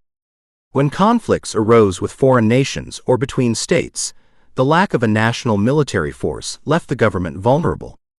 The inability to raise taxes to fund defense or other national priorities demonstrated the fundamental weaknesses of the Articles. Despite these challenges, the Articles of Confederation were instrumental in providing a framework for the new United States during its early years. They allowed the country to win the Revolutionary War and establish important treaties, such as the Treaty of Paris in 1783, which recognized American independence. However, as the problems with governance became more apparent, it became clear that a stronger central government was needed to address the nation's growing needs. By 1787, the limitations of the Articles of Confederation led to the convening of the Constitutional Convention, where a new constitution was drafted, ultimately replacing the Articles and establishing the framework for the government of the United States that endures today. The Constitutional Convention. The Constitutional Convention, held in Philadelphia in the summer of 1787, was one of the most significant events in American history. Its purpose was to address the weaknesses of the Articles of Confederation and create a new framework for the United States government. The convention brought together 55 delegates from 12 of the 13 states, with Rhode Island choosing not to send representatives. The delegates included prominent figures like George Washington, who presided over the proceedings, James Madison, Benjamin Franklin, and Alexander Hamilton. These individuals, among others, would lay the groundwork for the United States Constitution, which remains the foundation of the U.S. government today. At the outset, the delegates recognized the urgent need for change. The Articles of Confederation had proven to be ineffective in governing the new nation, as they granted too much power to the individual states and left the central government weak and powerless. The lack of a strong executive branch, the inability to levy taxes, and the failure to address economic and defense issues under the Articles were all major problems that the delegates sought to resolve. The debates at the Constitutional Convention were intense and marked by disagreements on several key issues. One of the primary debates centered around the structure of the new government. Smaller states feared being overshadowed by larger states, so they proposed the New Jersey Plan, which called for a unicameral legislature with equal representation for each state. On the other hand, larger states favored the Virginia Plan, which proposed a bicameral legislature with representation based on population. The disagreement was resolved through the Great Compromise, which created a two-house legislature: the House of Representatives, where representation is based on population, and the Senate, where each state has 2 representatives. Another significant issue was the question of slavery.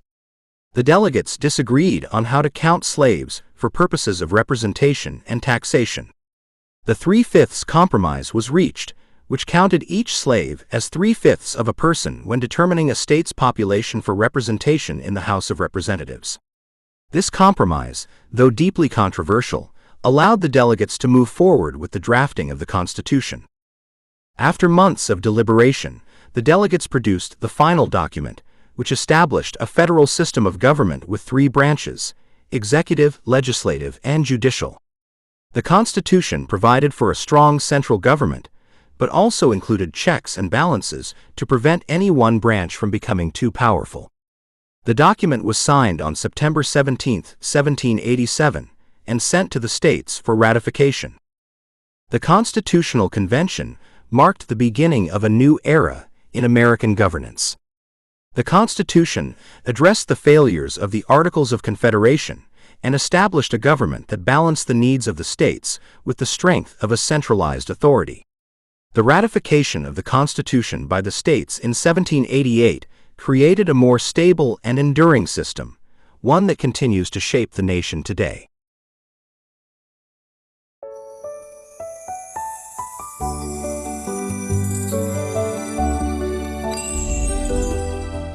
The Spanish-American War.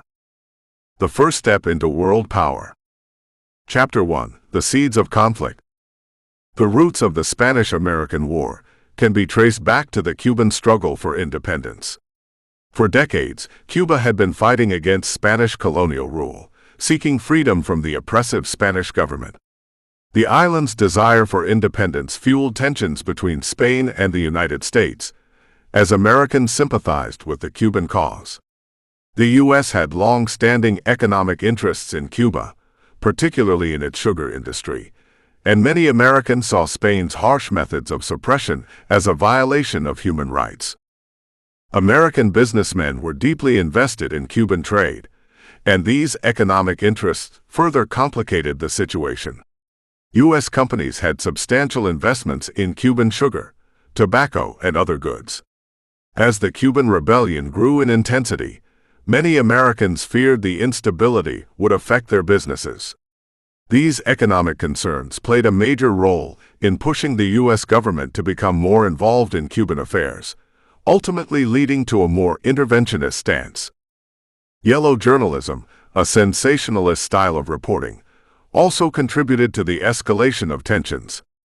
Newspapers, particularly those owned by William Randolph Hearst and Joseph Pulitzer, published exaggerated and often false stories about Spanish atrocities in Cuba. These stories stirred public outrage and heightened support for the Cuban rebels.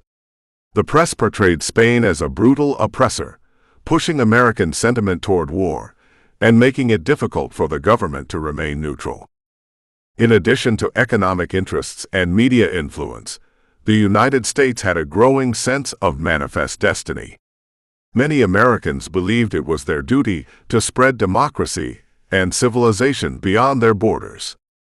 This ideology, coupled with the desire for new territories and resources, encouraged expansionism in the late 19th century. Cuba, with its proximity to the U.S., became a key focal point for those advocating for American intervention. As tensions rose in Cuba, diplomatic efforts to resolve the crisis failed to yield results. The Spanish government was unwilling to grant Cuba independence, and the American government struggled to find a peaceful resolution. The situation became increasingly dire, and it was clear that diplomatic negotiations could not resolve the issues at hand. The combination of Spanish intransigence, public outcry, and economic interests created a volatile situation, leaving the U.S. government with few options. In early 1898, the situation reached a boiling point with the mysterious explosion of the USS Maine in Havana Harbor. The ship, which had been sent to Cuba to protect American citizens and interests, was destroyed under suspicious circumstances. Although the cause of the explosion was never definitively determined, many Americans blamed Spain, further inflaming public sentiment and pushing the country closer to war. The incident marked a turning point in the crisis and set the stage for military action. The combination of these factors, Cuban unrest, economic interests, sensationalist journalism, and the explosion of the USS Maine, created an environment ripe for war. The United States, already sympathetic to the Cuban cause, now had the political and public momentum to take action. The Spanish-American War, though only a brief conflict, would change the course of history and mark the beginning of America's emergence as a world power. The Cuban struggle for independence. The Cuban struggle for independence from Spain began in the mid-19th century and continued for decades. In the early years, the Cubans sought to free themselves from Spanish colonial rule through a series of rebellions. Despite their efforts, Spain managed to suppress these uprisings with heavy military force. The Cuban desire for independence was fueled by years of exploitation and the harsh treatment of its people under Spanish control. In 1868, the first significant war for independence, known as the 10 Years' War, broke out. Cuban leaders like Carlos Manuel de Céspedes led the revolt against Spanish rule, rallying support for their cause.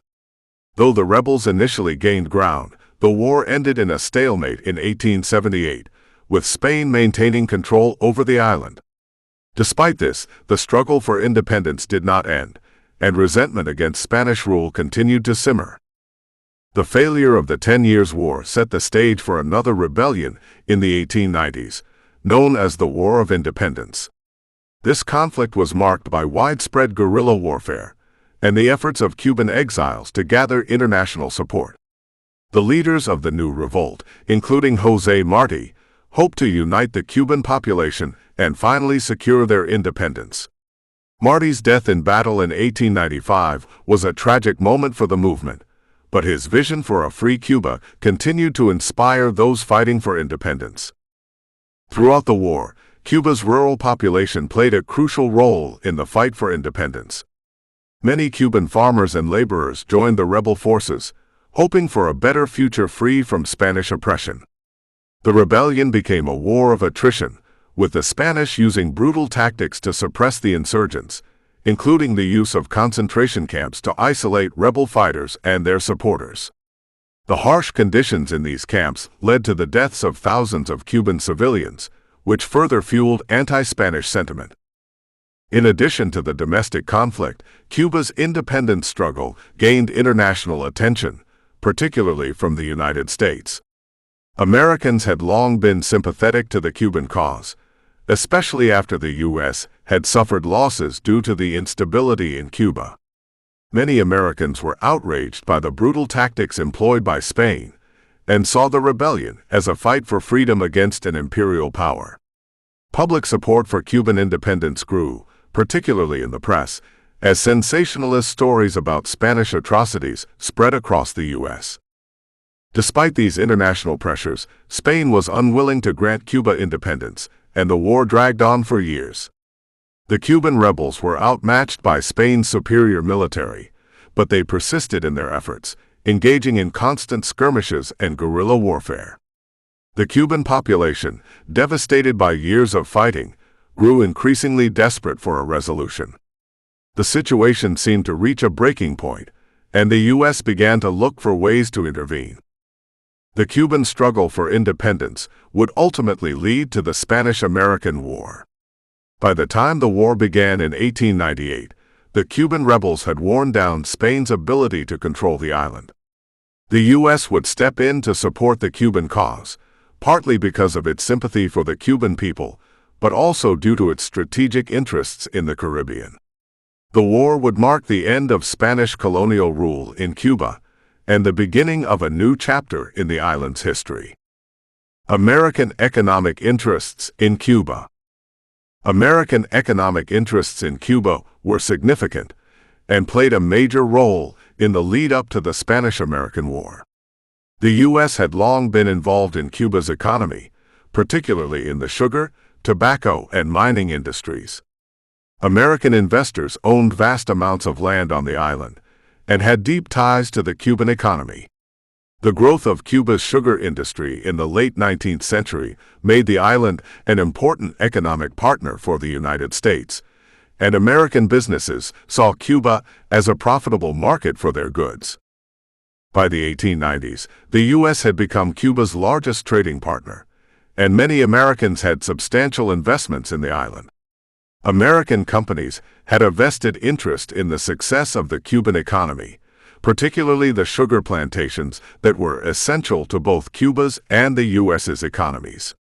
American financial institutions also had significant holdings in Cuba, providing loans to Cuban businesses and the Spanish colonial government. This growing economic dependency between the two countries made the instability in Cuba a major concern for the United States. The U.S. government was concerned about the potential disruption of its economic interests in Cuba due to the ongoing rebellion.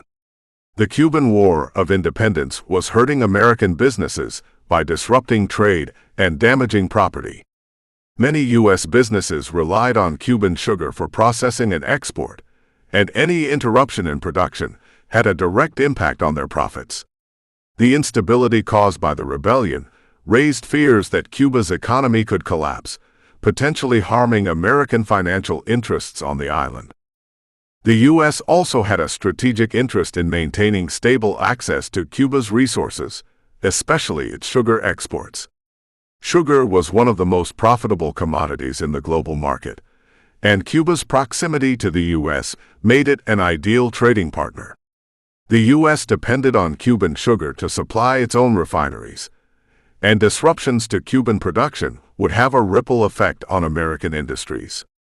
This economic dependency fueled the desire for intervention, as many feared that a prolonged rebellion would damage both Cuba's economy and the U.S.'s access to crucial resources. In addition to the sugar industry, American investors were involved in other sectors of the Cuban economy, including tobacco, railroads, and mining. These industries were vital to the island's economy and were closely tied to American businesses. The American presence in Cuba was so widespread that by the 1890s, many U.S. citizens had a financial stake in the island's stability. This economic influence further solidified the belief that U.S. intervention in Cuba was necessary to protect American investments. The economic relationship between the U.S. and Cuba was not just one-sided.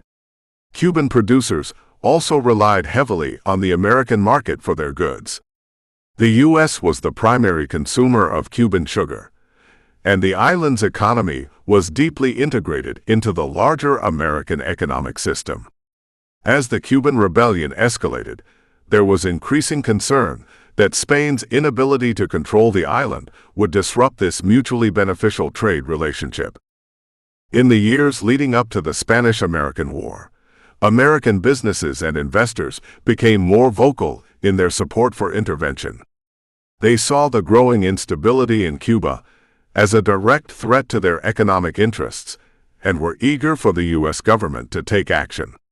The desire to protect American investments in Cuba was a powerful driving force behind the push for war. As the conflict continued, the U.S. government found itself balancing the interests of its citizens and businesses with the desire to avoid direct military involvement in a foreign conflict. The role of yellow journalism. Yellow journalism played a crucial role in shaping public opinion during the lead-up to the Spanish-American War. This sensationalist form of reporting, marked by exaggerated stories and emotional headlines, was used by newspapers to sell more copies. Two major publishers, William Randolph Hearst and Joseph Pulitzer, were at the forefront of this movement, with their newspapers, the New York Journal and the New York World, leading the charge. These newspapers capitalized on the Cuban struggle for independence, publishing exaggerated reports of Spanish atrocities that fueled American outrage. The term yellow journalism originated from the use of bright, attention-grabbing colors in these newspapers' headlines and illustrations. The goal was to provoke strong emotional reactions from readers, particularly by highlighting the suffering of Cuban civilians at the hands of the Spanish. Stories of brutal repression, like the Spanish use of concentration camps, were often distorted or sensationalized, creating a vivid image of Spanish cruelty.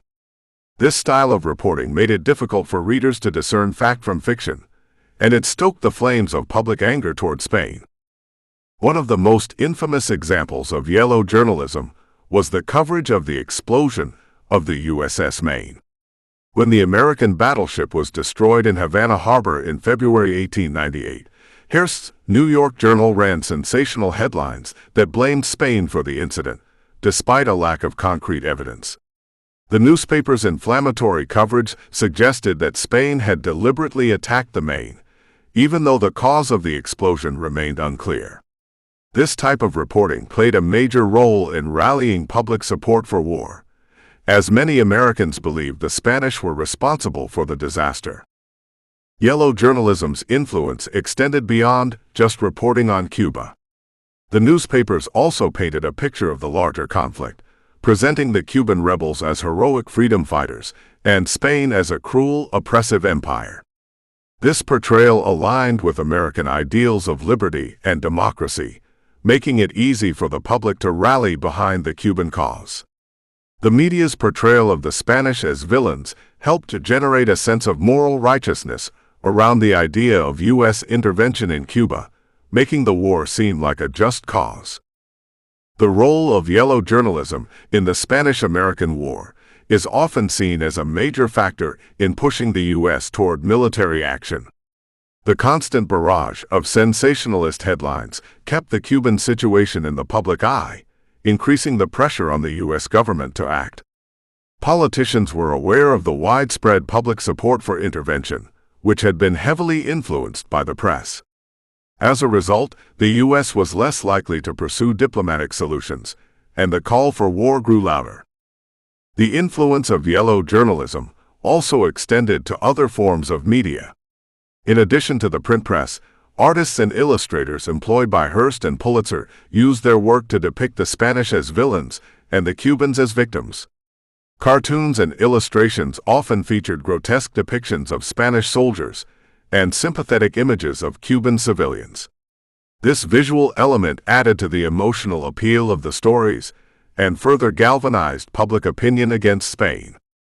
In the aftermath of the war, the role of yellow journalism in pushing the United States into conflict was heavily criticized.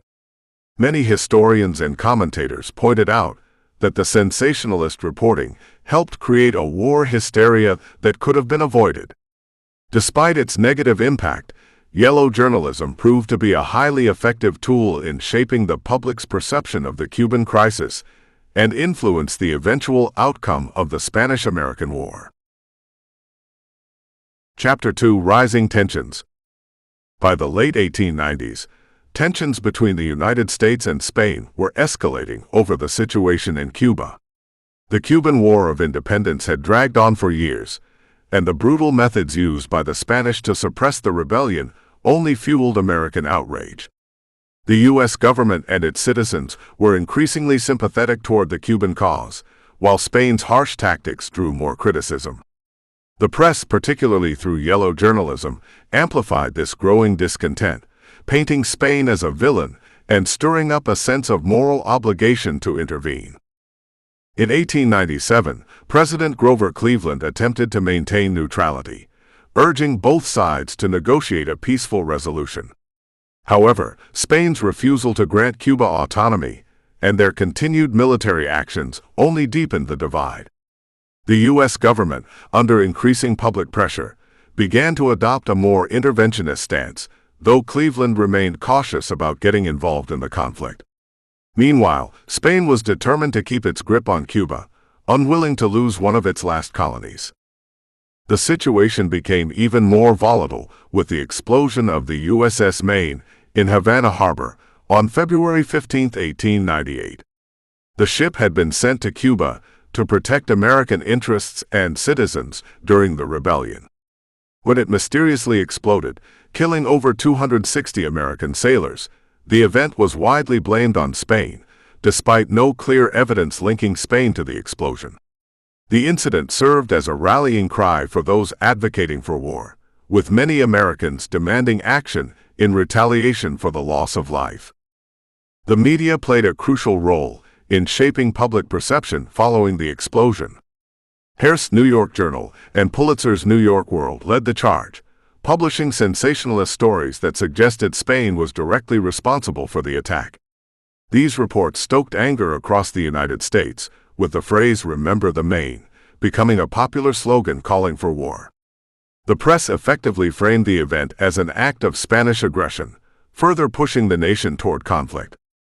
In Washington, the public outcry over the explosion of the Maine forced the U.S. government to take action. Congress, fueled by popular sentiment, became increasingly vocal in support of intervention. While President McKinley was hesitant to declare war outright, he faced immense pressure from both the public and his political peers to respond forcefully. The military and political momentum for war was growing stronger, and the situation seemed to be reaching a breaking point. Diplomatic efforts continued behind the scenes, but the chances for a peaceful resolution were diminishing rapidly. Spain was willing to make some concessions, such as offering Cuba a degree of autonomy, but it was clear that neither side was willing to back down completely. The U.S. government faced an uncomfortable choice: either continue to press for a peaceful solution or take military action to protect American interests and support the Cuban rebels. The latter option was becoming increasingly likely as public pressure mounted. As the tensions reached their peak, the Spanish-American War became almost inevitable. Spain's inability to resolve the crisis, combined with the intense public pressure and the emotional influence of the media, left the U.S. with few options. By April 1898, the diplomatic impasse had broken down completely, and the United States declared war on Spain. The Spanish-American War would soon be underway, marking a turning point in the history of both nations and the beginning of America's rise as a global power. The explosion of the USS Maine. On the evening of February 15, 1898, the USS Maine, an American battleship stationed in Havana Harbor, was destroyed by a massive explosion. The ship had been sent to Cuba to protect American citizens and interests amid the ongoing Cuban War of Independence. At approximately 9:40 p.m., a sudden blast rocked the Maine, causing it to sink in the harbor.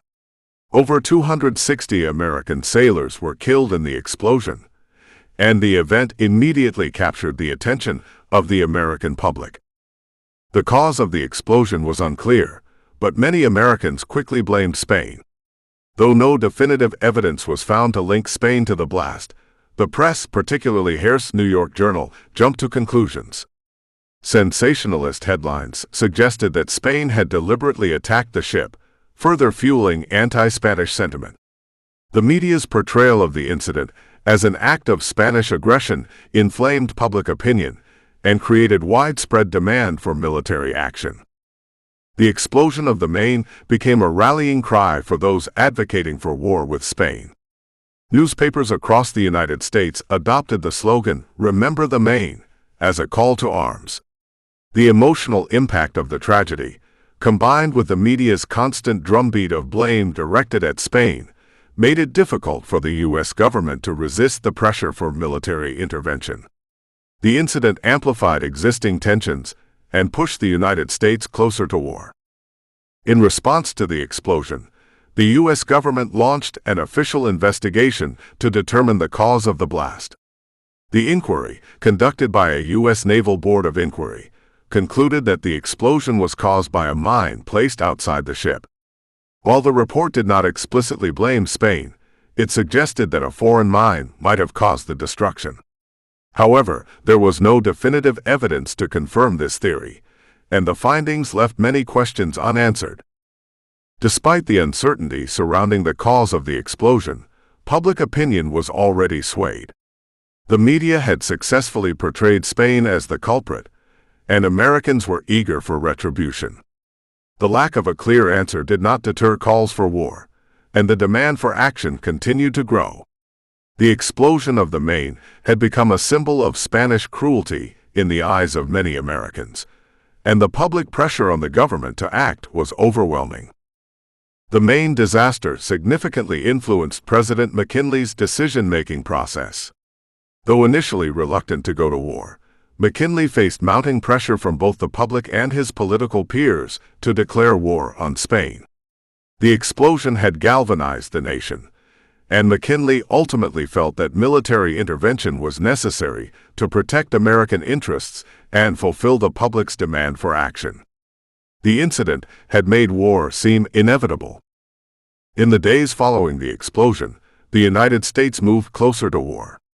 Diplomatic efforts to resolve the crisis with Spain were ineffective, and the U.S. began to prepare for military action. On April 25, 1898, the United States formally declared war on Spain, and the Spanish-American War was underway. The explosion of the USS Maine, though shrouded in mystery, had played a pivotal role in shaping the course of history and setting the stage for America's rise as a world power. The war fever in America. In the months following the explosion of the USS Maine, the United States was gripped by a surge of war fever. The media, particularly through yellow journalism, fueled the public's outrage and desire for military action against Spain. The press continuously published sensationalized accounts of Spanish atrocities in Cuba, presenting them as a direct threat to American values.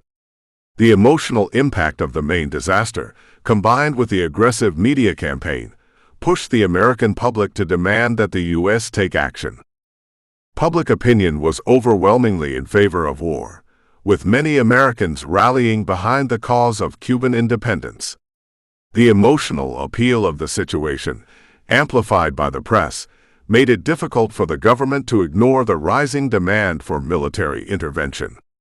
The slogan, "Remember the Maine," became a popular rallying cry, further stoking nationalistic fervor. The idea of freeing Cuba from Spanish rule seemed to resonate with American ideals of liberty and justice, making the war feel like a righteous cause.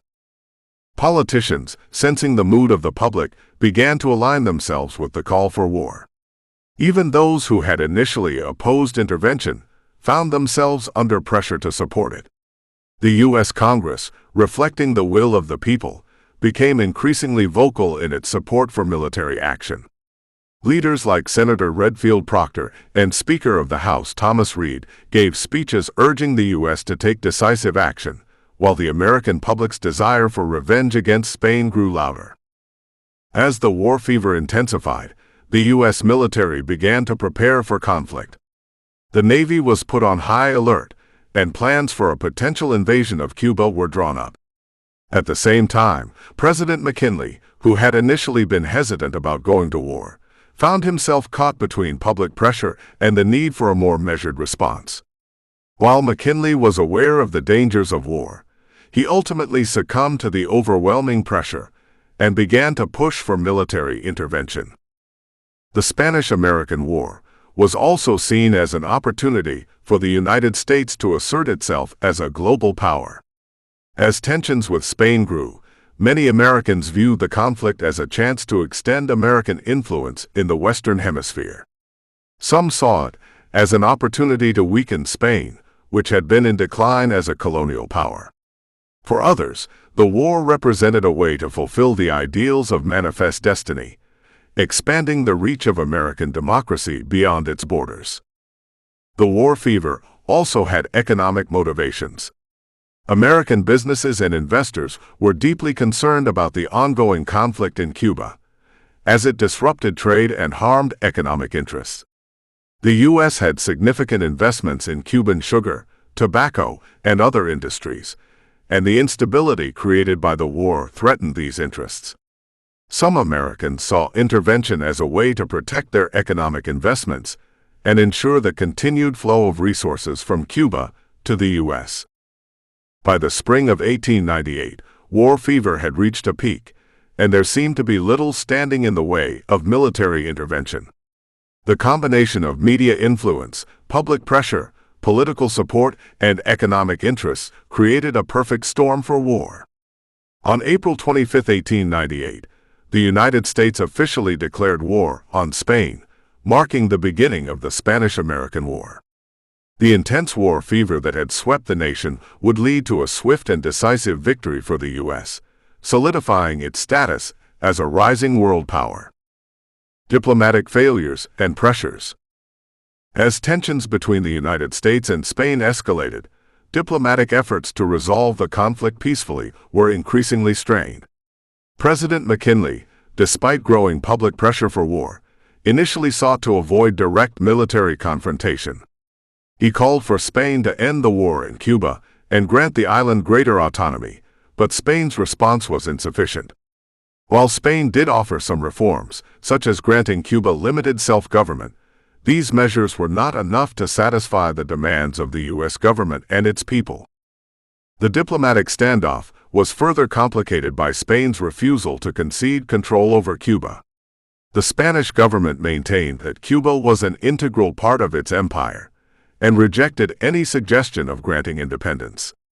This intransigence frustrated American diplomats, who saw Spain's unwillingness to negotiate as a sign of its disregard for American interests.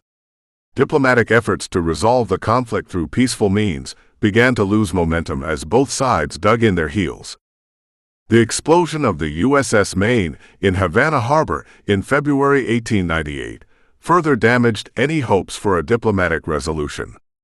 The U.S. government, under intense public pressure, demanded Spain take responsibility for the disaster and provide compensation.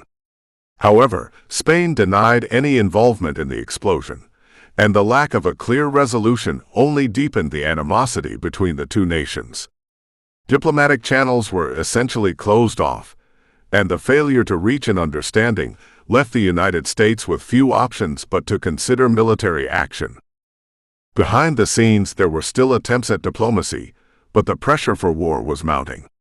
The Spanish government offered to negotiate, but their terms were deemed unacceptable by the United States. Spain's offers of autonomy for Cuba were rejected as insufficient, and many in the U.S. government felt that the Spanish were simply stalling for time. The constant demands for immediate action from the American public and political leaders made it difficult for McKinley to pursue any further diplomatic efforts. American diplomats also faced pressure from business interests, which were concerned about the stability of the Cuban economy. American companies, especially those in the sugar and tobacco industries, had large investments in Cuba and were affected by the ongoing conflict. These economic pressures further influenced U.S. foreign policy, as many business leaders called for intervention to protect their investments. The combination of diplomatic failure and economic concerns made military action seem like the most viable option. Public sentiment was another major factor that eroded diplomatic efforts. The U.S. press, especially the newspapers led by Hearst and Pulitzer, painted Spain as the villain in the Cuban crisis, making it increasingly difficult for the government to avoid war. The media's sensational coverage of Spain's actions, coupled with widespread anger over the destruction of the Maine, created a climate in which diplomatic solutions were no longer viewed as feasible. The U.S. population was overwhelmingly in favor of taking decisive action against Spain. By the spring of 1898, the diplomatic window for peace had closed, and the United States was left with little choice but to declare war. The failure of diplomacy, combined with the growing pressures from the public, the media, and business interests, left McKinley with no viable alternative. On April 25, 1898, the United States formally declared war on Spain, marking the end of diplomatic efforts and the beginning of military conflict. The diplomatic failures leading up to the war highlighted the difficulty of balancing public pressure, economic interests, and international diplomacy in the lead-up to global conflict. Chapter 3: The Spanish-American War begins. The Spanish-American War officially began on April 25, 1898, when the United States declared war on Spain. The decision to go to war came after months of growing tensions, media influence, and diplomatic failures. The explosion of the USS Maine in Havana Harbor had been the tipping point, and public demand for action was overwhelming. Despite initial hesitation, President McKinley, under immense pressure from both the American public and political leaders, authorized military intervention, marking the beginning of a new chapter in U.S. foreign policy. The first major military action in the war occurred in the Philippines, a Spanish colony in the Pacific. The U.S. Navy, under the command of Commodore George Dewey, launched a surprise attack on the Spanish fleet stationed in Manila Bay on May 1, 1898. The battle was a decisive victory for the United States, with Dewey's forces completely destroying the Spanish fleet without suffering significant casualties. This victory marked the beginning of a series of U.S. military successes in the war, and it effectively knocked Spain out of the Pacific theater of the conflict. Following the victory in the Philippines, the focus shifted to Cuba, where the most significant fighting was expected to take place. U.S. forces, including Army units and volunteer regiments, began to assemble in Florida in preparation for an invasion of Cuba. The American military faced logistical challenges, as many of the troops were poorly trained and equipped, and the U.S. Army was still a relatively small force compared to Spain's military presence on the island. However, the U.S. was determined to support Cuban independence and eliminate Spain's colonial presence in the Americas. On June 22, 1898, American forces began landing in Cuba, with General William Shafter leading the invasion of Santiago. The most famous engagement of the Cuban campaign took place at the Battle of San Juan Hill on July 1, where Theodore Roosevelt and his Rough Riders played a key role in capturing the strategic position. The battle was hard-fought, but the U.S. forces eventually prevailed, and the capture of San Juan Hill was a major turning point in the war. This victory, along with the fall of Santiago on July 17, marked the end of Spain's control of Cuba. As the war continued, the United States experienced rapid military success in both the Caribbean and the Pacific. The Spanish military, overstretched and struggling to defend multiple fronts, was unable to keep up with the overwhelming force brought by the U.S. The U.S. Navy, with its modernized fleet, easily outmaneuvered the Spanish in the Caribbean, while the Army gained momentum in Cuba. Meanwhile, U.S. forces had already secured the Philippines, and Puerto Rico would soon fall to American troops as well. The Spanish-American War, though short, was intense and marked by significant technological advancements in warfare. The U.S. Navy demonstrated its superiority in naval warfare, with the rapid destruction of the Spanish fleet in the Philippines and the Caribbean. Meanwhile, the use of new military strategies and technologies, such as rapid-fire rifles and machine guns, played a crucial role in shaping the battlefield in Cuba. These innovations gave the U.S. forces a decisive edge over the Spanish, who were ill-prepared for the modernized warfare brought by the Americans. By the end of the summer of 1898, Spain was on the brink of defeat. The Spanish military was demoralized and overwhelmed, and the U.S. had effectively won control of Cuba, Puerto Rico, and the Philippines. On August 12, 1898, Spain and the United States agreed to an armistice, bringing an end to active hostilities. The Spanish-American War had lasted just over 3 months, but its impact would be felt for decades, as it marked the beginning of the United States' emergence as a global power. President McKinley's Declaration of War. On April 25, 1898, President William McKinley signed the Declaration of War against Spain, officially bringing the United States into the conflict. McKinley had initially been hesitant to go to war, preferring to seek a peaceful resolution through diplomatic means. However, after the explosion of the USS Maine and the mounting pressure from the American public and political leaders, he ultimately decided that military intervention was the only viable option. His decision marked a significant shift in U.S. foreign policy, as the country was now on the brink of becoming a world power. The decision to declare war came after months of escalating tensions with Spain. The Cuban War of Independence had been ongoing for several years, and Spain's brutal response to the rebellion had drawn widespread criticism. The American public, particularly through yellow journalism, was outraged by Spain's treatment of the Cuban people.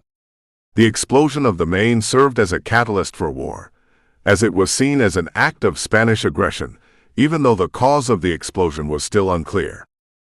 Before declaring war, McKinley made one final attempt to negotiate with Spain. He sent a diplomatic note demanding that Spain end its brutal tactics in Cuba and grant the island greater autonomy. However, Spain's response was seen as insufficient and unacceptable. McKinley was under intense pressure from Congress, the media, and the American people to take decisive action, and he realized that diplomacy had failed to achieve any meaningful results. The declaration of war was met with widespread support in the United States. The media, which had been aggressively pushing for intervention, hailed McKinley's decision as a victory for American ideals. Many Americans saw the war as a moral obligation to support Cuban independence and to protect U.S. interests in the region. The phrase, "Remember the Maine," became a rallying cry, further fueling the desire for war and unity behind McKinley's leadership. McKinley's decision was also influenced by the strategic interests of the United States. The U.S. had significant economic investments in Cuba, particularly in the sugar industry, and the ongoing conflict threatened these interests. In addition, the United States was eager to assert its influence in the Western Hemisphere and to weaken Spain, a declining colonial power. The war was seen as an opportunity to expand American influence and to establish the U.S. as a dominant force in the Caribbean and beyond. Despite the public support for war, McKinley was aware of the risks involved. He understood that the conflict could lead to a prolonged military engagement, and that the U.S. would be facing a European power with a well-established military presence. However, McKinley was confident that the American military, with its modernized navy and growing strength, would be able to prevail. He also recognized that the war could help unite the nation and solidify the United States' position as a global power. The declaration of war set in motion a series of rapid military actions, first in the Philippines and then in Cuba. The U.S. Navy, led by Commodore George Dewey, scored a decisive victory in Manila Bay, and American forces soon began their invasion of Cuba. The war, though short, would have a lasting impact on the United States, as it marked the country's first steps toward becoming a world power. McKinley's declaration of war on Spain was a turning point in both American history and the nation's role on the global stage. Early battles in the Caribbean. The early battles of the Spanish-American War in the Caribbean were crucial in establishing U.S. dominance in the region. After the declaration of war, on April 25, 1898, the United States swiftly moved to engage Spanish forces, primarily stationed in Cuba and Puerto Rico. The U.S. Navy, under the command of Admiral William T. Sampson, quickly began to blockade Spanish ports and initiate attacks. The Spanish fleet in the Caribbean, although experienced, was ill-prepared to confront the modern American fleet. One of the first significant naval encounters took place on May 12, 1898, when the U.S. Navy attacked the Spanish fleet stationed in the harbor of Santiago, Cuba. The Battle of Santiago was part of a broader campaign to isolate and destroy the Spanish Navy in the region. The U.S. fleet, which was faster and more heavily armed, managed to sink or capture most of the Spanish ships. This victory effectively neutralized the Spanish naval threat in the Caribbean and gave the U.S. control of the seas around Cuba. While the naval campaign was underway, American forces were also preparing for a land invasion of Cuba. The U.S. Army, under the leadership of General William Shafter, began landing troops on the island in early June. The goal was to capture the key city of Santiago and defeat the Spanish forces stationed there. However, logistical challenges, such as inadequate supplies and poor training, plagued the American forces, which led to delays in the initial stages of the invasion. On June 24, American forces landed near Santiago and began to push inland, encountering Spanish resistance. The Battle of Las Guasimas, fought on June 24, was one of the first significant engagements on land. Though American forces had a numerical advantage, they faced determined Spanish troops. The battle was hard-fought, but the U.S. forces were able to push the Spanish back, marking the beginning of a series of successful American ground operations. The most famous battle of the Caribbean campaign was the Battle of San Juan Hill, fought on July 1, 1898. This battle, part of the effort to capture Santiago, saw the U.S. Army and the Rough Riders, led by Theodore Roosevelt, charge up the hill in the face of heavy Spanish fire. The assault was intense, and though the U.S. troops faced strong resistance, they ultimately succeeded in taking the position. The victory at San Juan Hill was a turning point in the war, and solidified Roosevelt's reputation as a hero. Following the capture of San Juan Hill, American forces continued their advance on Santiago, which was heavily fortified. The Spanish forces, demoralized and running low on supplies, were no match for the determined American troops. On July 17, 1898, after several weeks of siege and bombardment, Santiago surrendered to U.S. forces. The capture of Santiago effectively ended Spanish control over Cuba, paving the way for the eventual U.S. victory in the war.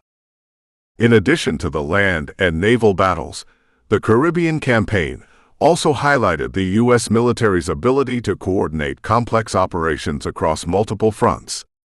The combination of naval superiority, effective leadership, and the bravery of the American soldiers and sailors was key to the early success of the war. The battles in the Caribbean were a clear demonstration of the U.S.'s growing military power and its ability to project force beyond its borders. These victories marked the beginning of the end for Spain's colonial empire in the Americas. The Philippine Campaign. The Philippine Campaign began shortly after the United States declared war on Spain in April 1898. The Philippines, a Spanish colony in the Pacific, was seen as a critical strategic point for the U.S. military. Commodore George Dewey, leading the U.S. Navy, was tasked with neutralizing the Spanish fleet stationed in Manila Bay. Dewey's fleet, modern and well-equipped, sailed into Manila Bay on May 1, 1898, where they engaged the Spanish fleet in a decisive naval battle. The Battle of Manila Bay was a crushing defeat for the Spanish. Dewey's forces destroyed or captured the entire Spanish fleet, with minimal losses on the American side. The victory in Manila Bay immediately established U.S. naval dominance in the Pacific and effectively ended Spanish control of the Philippines. This victory was also a major morale booster for the United States, demonstrating its rising military power on the global stage. After the naval victory, the U.S. focused on securing the Philippines. Dewey's fleet remained stationed in Manila Bay, while ground forces were slowly brought in to support the effort. The U.S. military began to face significant logistical challenges, including the need for reinforcements and supplies. Despite these difficulties, the U.S. was determined to take control of the archipelago and remove Spain from its remaining overseas possessions. The next major battle in the Philippines came in June 1898, when U.S. forces, led by General Wesley Merritt, began landing on the island of Luzon. The goal was to capture Manila, the capital, and solidify American control over the region. Filipino insurgents, who had been fighting for independence from Spain, initially assisted the U.S. in the campaign, hoping that American forces would support their independence. However, tensions between the U.S. and Filipino leaders soon grew, as the Americans were focused on establishing their own control over the islands. On August 13, 1898, U.S. forces launched an assault on Manila. The city was heavily fortified, but the American military quickly overcame the Spanish defenses. The Spanish, facing overwhelming force, eventually surrendered Manila to the Americans. However, the Filipino independence movement was not part of the negotiations, and this would later lead to tensions between the United States and the Filipino insurgents. Although the battle for Manila was over, the conflict in the Philippines did not end with Spain's surrender. After the war, the Philippines became a U.S. colony, a decision that was opposed by many Filipinos. The U.S. military continued to engage in skirmishes with Filipino forces who sought independence. The Philippine-American War, which began in 1899, was the result of these tensions and would drag on for several years. The Philippine Campaign was a significant part of the Spanish-American War, marking the first major U.S. military action in the Pacific. The victory in Manila Bay and the capture of the Philippines signaled the United States' rise as a global power with territorial ambitions. The conflict also highlighted the complexities of imperialism, as the U.S. found itself controlling a foreign territory while facing opposition from those seeking self-determination. The Philippine Campaign set the stage for the United States' continued involvement in global affairs in the 20th century. Chapter 4: Naval Victory and the Battle of Santiago. The Battle of Santiago was one of the pivotal naval engagements in the Spanish-American War, taking place on July 3, 1898. The battle occurred in the waters off Santiago de Cuba, where the Spanish fleet had been blockaded by the United States. Commodore William T. Sampson led the U.S. naval forces, which consisted of modern, heavily armed ships that outclassed the aging Spanish fleet. The Spanish, under Admiral Pascual Cervera, were trapped in Santiago Harbor, making their escape virtually impossible. The U.S. Navy's blockade of Santiago was part of a broader strategy to cut off Spain's ability to reinforce its forces in Cuba. Sampson's fleet was poised to strike when the Spanish fleet attempted to break free from the harbor. On July 3, the Spanish fleet made its move, sailing out of Santiago in an attempt to escape the U.S. blockade. The resulting battle was one-sided, with the U.S. Navy decisively destroying the Spanish fleet without suffering significant casualties. The speed and efficiency of the U.S. Navy's victory in the Battle of Santiago were a testament to the technological superiority of American naval forces.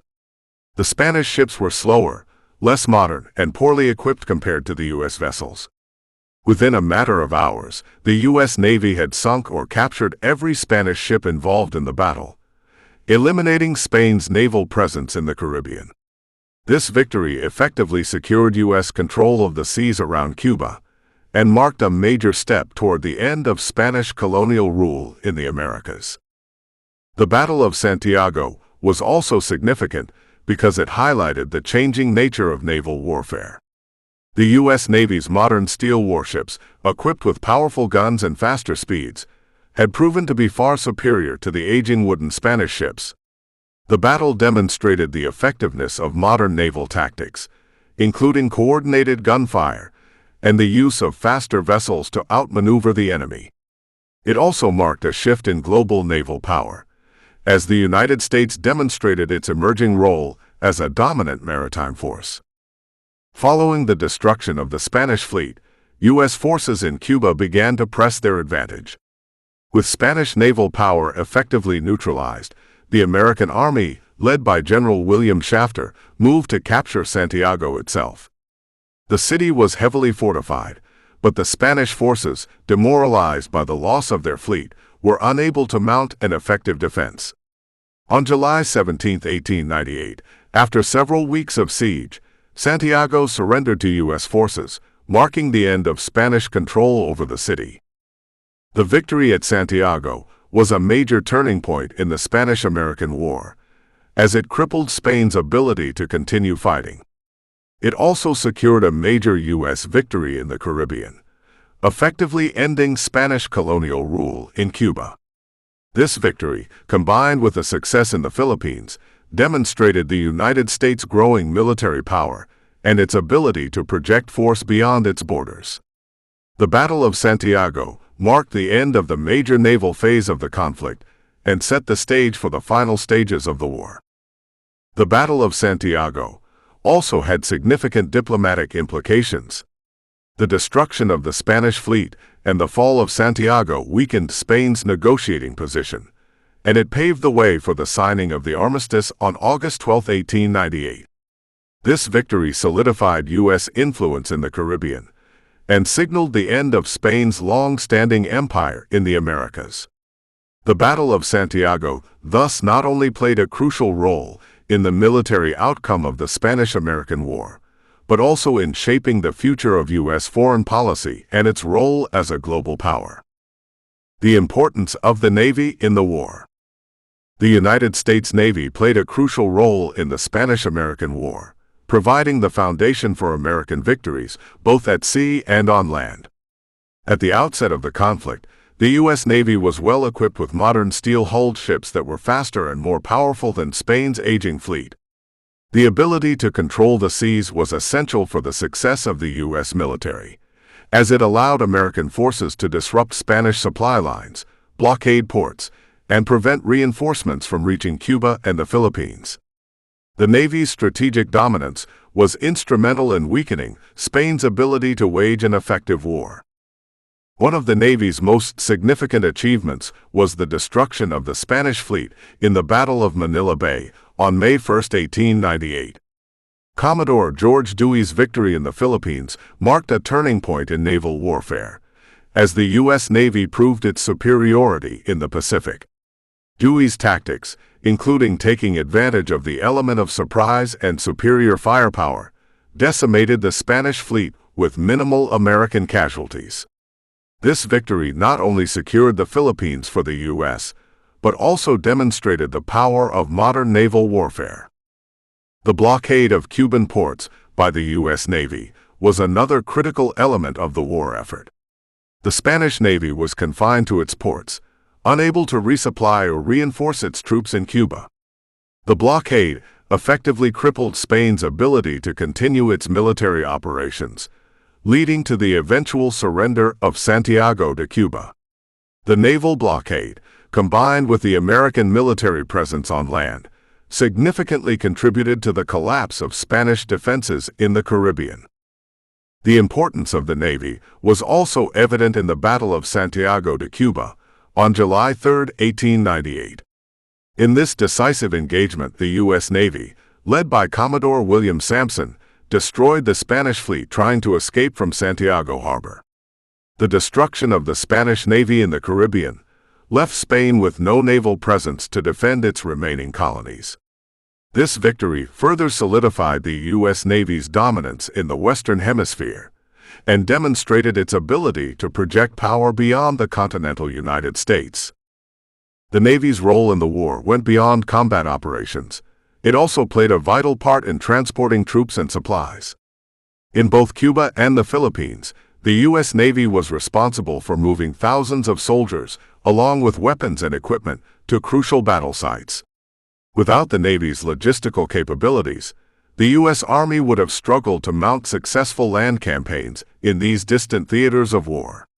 The Navy's ability to rapidly deploy forces across the globe was one of the key factors in the United States' swift victory. The success of the Navy during the Spanish-American War marked the beginning of a new era in U.S. military and foreign policy. The war demonstrated the strategic importance of a powerful modern Navy and the need for global naval reach. The victories in both the Caribbean and the Pacific not only solidified the Navy's role in protecting U.S. interests abroad, but also set the stage for the United States to emerge as a world power with a global naval presence. In the years following the war, the U.S. Navy continued to expand, becoming a cornerstone of American military strength. The Spanish-American War proved that the U.S. needed a strong Navy to defend its interests and project power internationally. The war highlighted the importance of naval preparedness in future conflicts and marked the U.S. Navy as a force to be reckoned with in the global arena. The success of the Navy during the Spanish-American War laid the groundwork for America's emergence as a dominant naval power in the 20th century. Admiral Dewey's victory at Manila Bay. Admiral George Dewey's victory at Manila Bay on May 1, 1898, was a defining moment in the Spanish-American War. Dewey was given the task of neutralizing the Spanish fleet in the Philippines, a critical Spanish colony in the Pacific. The battle took place in Manila Bay, where the Spanish fleet was anchored, and Dewey's forces had the advantage of surprise and superior technology. With his modern steel warships, Dewey was prepared to take on the Spanish fleet, which was outdated and poorly equipped compared to the U.S. Navy. Dewey's strategy relied on speed and firepower, making the most of the U.S. Navy's superior vessels. At dawn on May 1st, Dewey's fleet entered Manila Bay and immediately engaged the Spanish forces. The Spanish fleet, led by Admiral Patricio Montoyo, was caught off guard and unable to mount an effective defense. Dewey's ships swiftly began to shell the Spanish vessels, crippling their defenses and sinking or damaging nearly every ship in the fleet. The battle was over within a few hours, and Dewey had decisively defeated the Spanish without losing a single American life. The victory at Manila Bay was significant not just for its military outcome, but for its symbolic importance.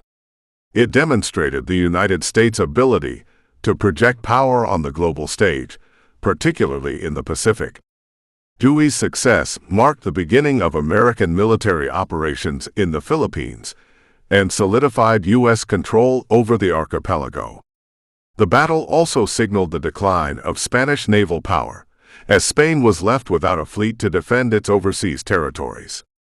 The victory at Manila Bay was also a crucial morale booster for the United States.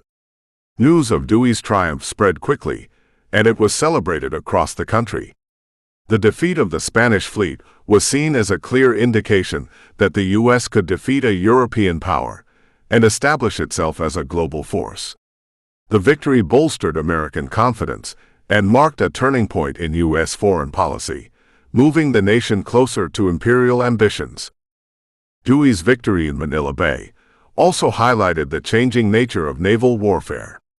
The U.S. Navy's modern steel warships, with powerful guns and advanced technologies, proved to be far superior to the outdated Spanish vessels. The battle demonstrated the effectiveness of modern naval tactics, including the use of speed, precision gunfire, and coordination among ships. Dewey's tactics were studied by naval strategists and became a model for future military engagements. Following the victory, Dewey's fleet remained in Manila Bay to ensure that the Spanish could not regroup.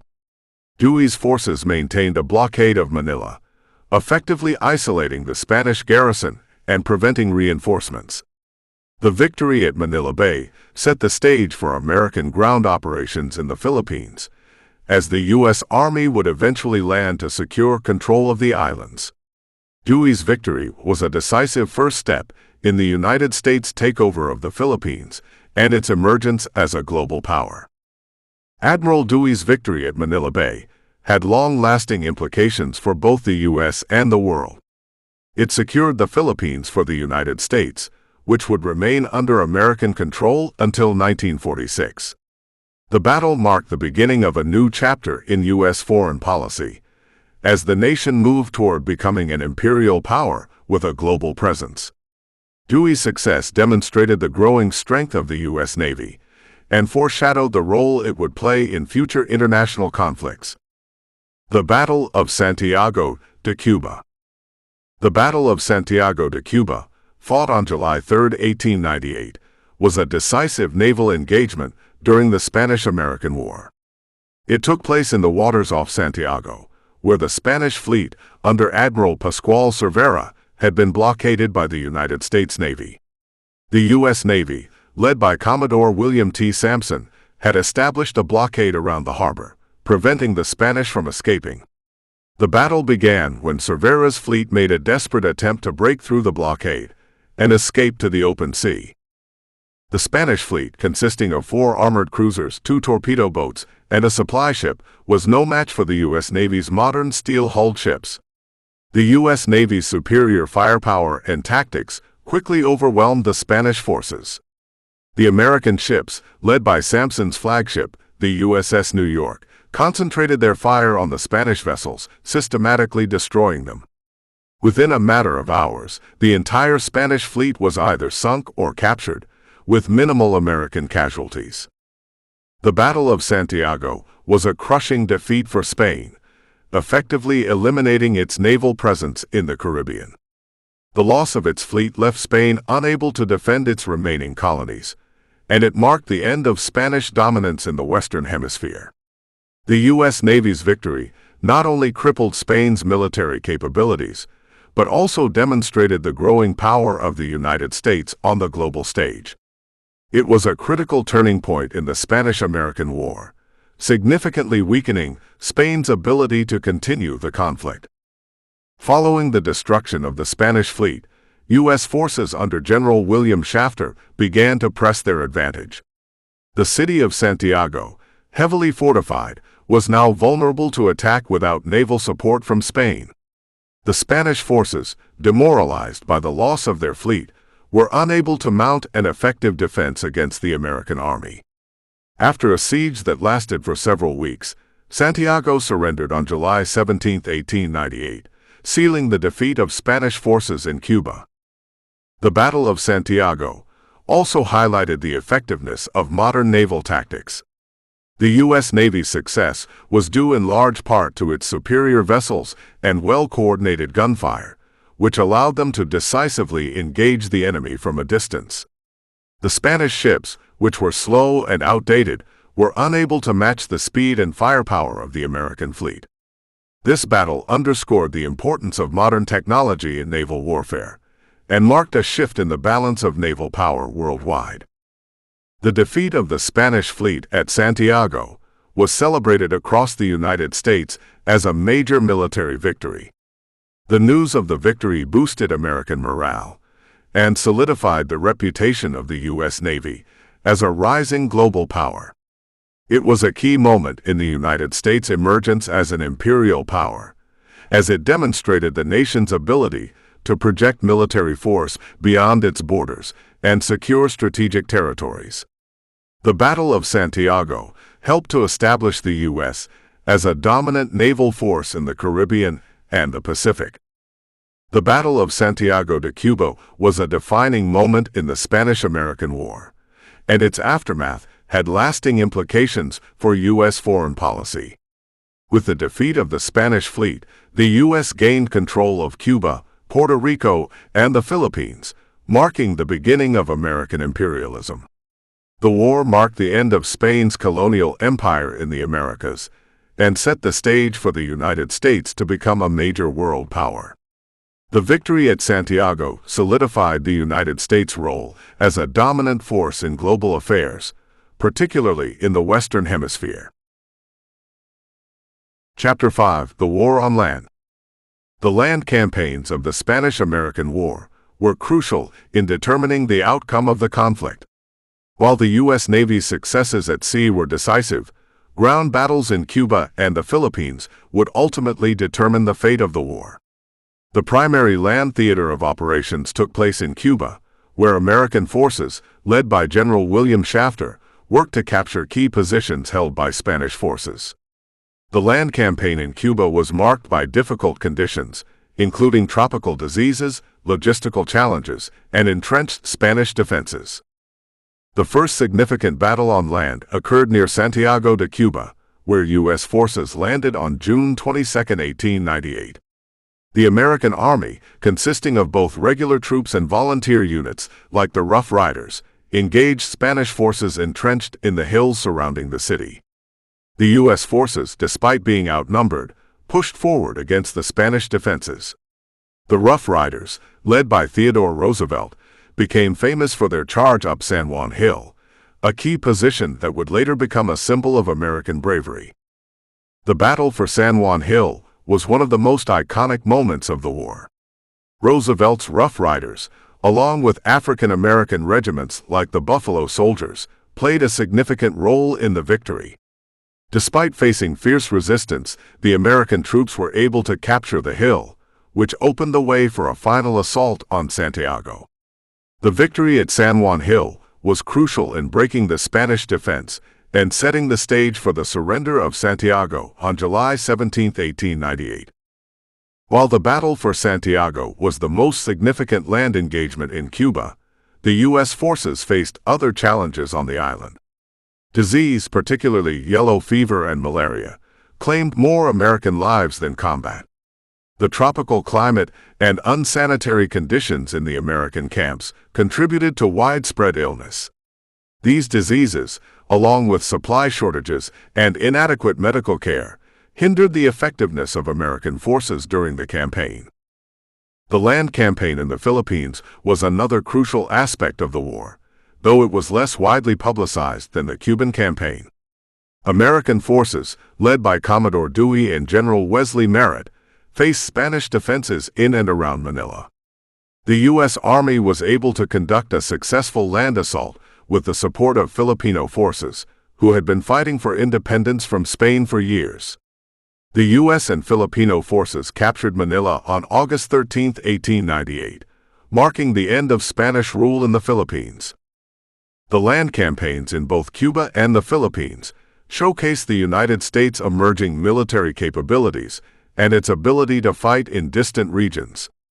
Despite the challenges faced by American forces, including disease and logistical difficulties, the U.S. was able to achieve its objectives.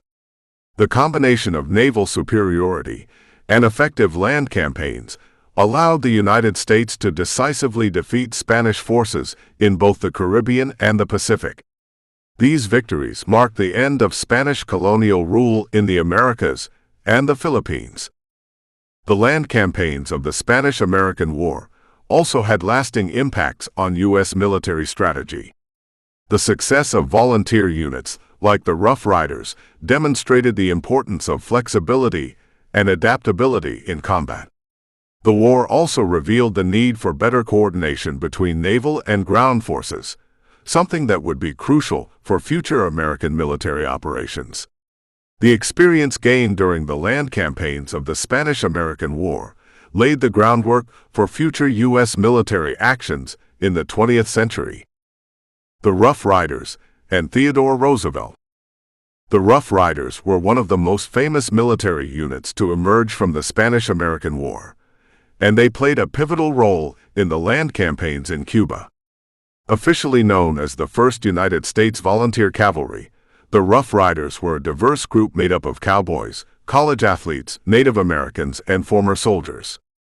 They were organized by Theodore Roosevelt, who had a strong desire to prove himself in combat and sought to form a unit that was uniquely American. Roosevelt's leadership, enthusiasm, and charisma helped to rally recruits and inspired the men who served under him. The Rough Riders are best known for their charge up San Juan Hill during the Battle of Santiago de Cuba on July 1, 1898. Roosevelt led the charge personally, demonstrating both courage and determination as his troops advanced under heavy fire. The Rough Riders, along with African-American regiments known as the Buffalo Soldiers, helped to secure the hill, which was a critical position in the Spanish defenses. The victory at San Juan Hill became one of the most celebrated moments of the war and catapulted Roosevelt into the national spotlight. The Rough Riders' success in Cuba was not without its challenges. The soldiers faced harsh conditions, including tropical diseases, lack of proper supplies, and limited training. Despite these obstacles, the men of the Rough Riders proved to be a resilient and effective fighting force. Their training and courage in battle were instrumental in overcoming the Spanish defenses, and their actions on the battlefield played a significant role in the eventual American victory in Cuba. The Rough Riders were a symbol of Roosevelt's own persona, bold, energetic, and willing to take risks. Roosevelt's reputation as a dynamic leader grew after the battle, and his actions during the war helped to shape his future political career. The media coverage of the Rough Riders' heroics, particularly Roosevelt's charge up San Juan Hill, made him a national hero and greatly increased his visibility. His success in the war was a key factor in his rise to the governorship of New York and later the presidency. Roosevelt's leadership of the Rough Riders demonstrated his ability to inspire and lead men in combat.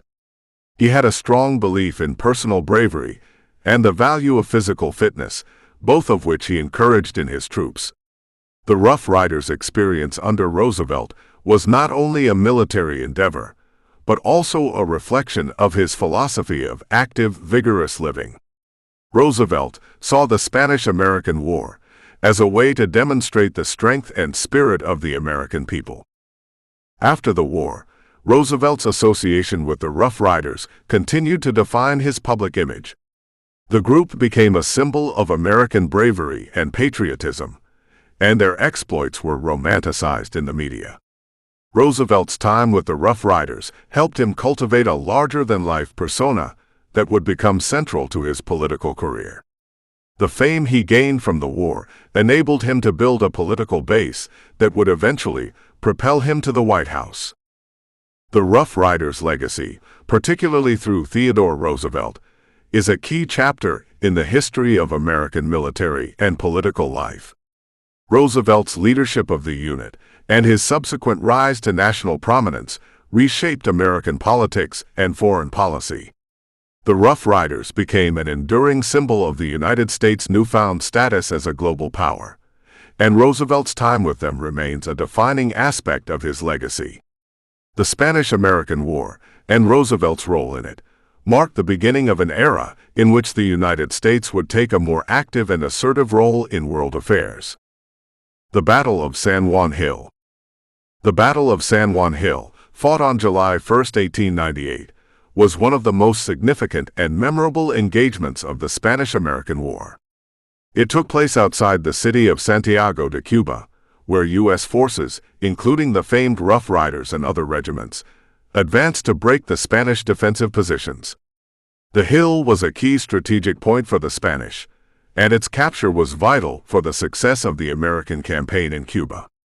The battle was a fierce struggle, with both sides heavily entrenched, but the American forces ultimately prevailed. The Rough Riders, led by Theodore Roosevelt, became the most celebrated unit of the battle. Despite being a volunteer force with little formal training, the Rough Riders fought with determination and courage. Roosevelt himself became a symbol of the battle, charging up the hill alongside his men, inspiring them to press forward even under intense fire. The sight of Roosevelt leading the charge up San Juan Hill would become one of the most iconic moments of the war.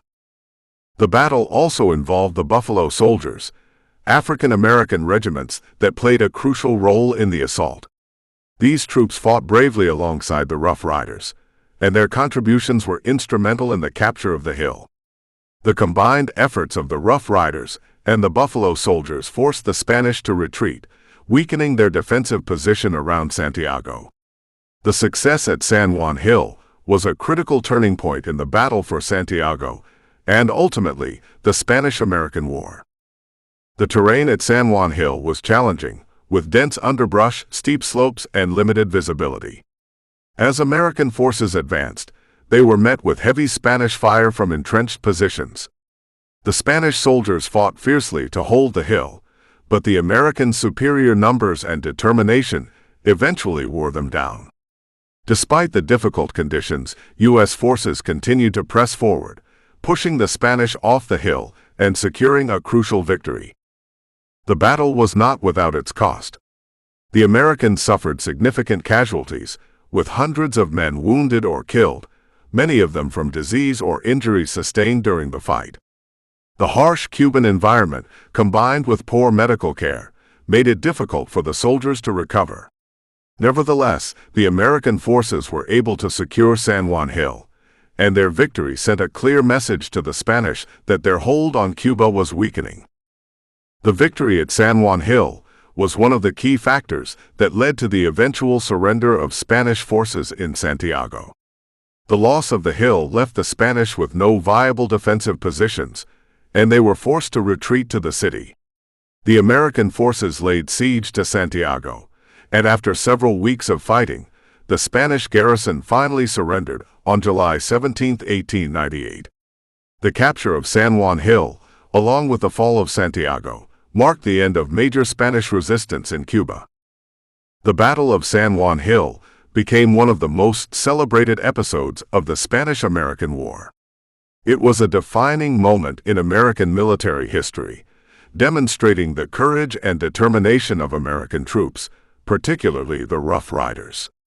Theodore Roosevelt's leadership during the battle helped catapult him to national fame, and the victory at San Juan Hill played a key role in the United States' emergence as a global power. The battle's legacy continued to shape American identity, symbolizing the country's newfound military prowess and determination on the world stage. American victory in Puerto Rico. The American victory in Puerto Rico was a significant part of the Spanish-American War, marking the final phase of U.S. efforts to defeat Spanish forces in the Caribbean. After the decisive battles in Cuba, the United States turned its attention to Puerto Rico, one of Spain's remaining territories in the West Indies. The U.S. sought to capture Puerto Rico to further weaken Spain's position and solidify its control over the Caribbean. American forces began the invasion of Puerto Rico in July 1898, shortly after the fall of Santiago de Cuba. The American invasion of Puerto Rico began on July 25, 1898, when U.S. forces landed at the southern coast of the island near the town of Guanica. The operation was led by General Nelson A. Miles, who had previously served in Cuba. The landing was relatively unopposed, as the Spanish forces on the island were few in number and lacked sufficient resources to mount a strong defense. The U.S. forces quickly secured the area and began advancing toward the interior of the island, facing little resistance from the Spanish defenders. The campaign in Puerto Rico was complicated by the island's difficult terrain. The Americans encountered mountainous areas and dense jungles, which made troop movements challenging. Additionally, the tropical climate, with its intense heat and humidity, took a toll on the soldiers. Despite these obstacles, the U.S. forces pressed forward, and Spanish resistance continued to crumble as American troops advanced toward the capital city of San Juan. One of the significant engagements during the Puerto Rican campaign was the Battle of El Caney, which took place on July 28, 1898. U.S. forces, including regular troops and volunteer units, clashed with Spanish defenders in a fierce fight for control of the strategic town of El Caney. The Americans ultimately captured the town, but it came at the cost of several casualties. This battle, along with others on the island, helped to weaken Spanish defenses and demonstrated the determination of the U.S. military in pursuing victory. By the time American forces reached the capital of San Juan, Spanish resistance was beginning to collapse. The Spanish forces, realizing they were outmatched and outnumbered, began to retreat. On August 12, 1898, a ceasefire was agreed upon between the U.S. and Spain, signaling the end of active combat in Puerto Rico. This agreement allowed American forces to occupy the island without having to launch a full-scale assault on San Juan. The American victory in Puerto Rico was another important milestone in the Spanish-American War. With Puerto Rico now under American control, Spain's colonial empire in the Western Hemisphere had effectively come to an end. The United States emerged as the dominant power in the Caribbean, marking the beginning of its imperial expansion. The acquisition of Puerto Rico, along with Cuba and the Philippines, symbolized the U.S.'s newfound influence in global affairs. The capture of Puerto Rico had long-lasting effects on the island. In the Treaty of Paris, which officially ended the Spanish-American War, Spain ceded Puerto Rico to the United States. Puerto Rico would remain an unincorporated territory of the U.S., with its status and governance evolving over time. The American victory in Puerto Rico thus marked the beginning of a new era in the island's history, with the United States exerting significant influence over its political, economic, and social development. Chapter 6: The Treaty of Paris and its Aftermath. The Treaty of Paris, signed on December 10, 1898, officially ended the Spanish-American War and marked a turning point in U.S. history. Negotiated in the aftermath of the American military victories in Cuba, Puerto Rico, and the Philippines, the treaty signaled the collapse of Spain's once vast colonial empire. Under the terms of the agreement, Spain relinquished control of Cuba and ceded Puerto Rico, Guam, and the Philippines to the United States. The treaty marked the emergence of the U.S. as a new colonial power with overseas territories. While the treaty was a diplomatic victory for the United States, it also sparked intense debate at home. Many Americans supported the expansion, viewing it as a natural progression of the country's growing power and influence. However, others, known as anti-imperialists, argued that annexing foreign lands violated the principles of self-government and liberty. Prominent figures like Mark Twain and Andrew Carnegie voiced opposition, fearing that imperialism would entangle the U.S. in foreign conflicts and undermine democratic values. The acquisition of the Philippines was particularly controversial. While some believed the U.S. had a duty to civilize and modernize the islands, others argued the Filipinos should be allowed to govern themselves. The decision to annex the Philippines led to the Philippine-American War, a bloody and protracted conflict that lasted from 1899 to 1902. Filipino revolutionaries, who had fought against Spanish rule, now turned their weapons against the Americans, hoping to achieve full independence. Puerto Rico and Guam were more quietly absorbed into the American system.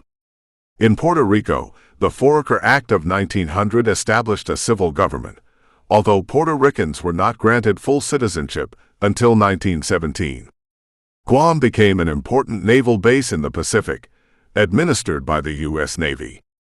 These territories became symbols of American reach and strategic control, forming part of the larger vision of a global American presence.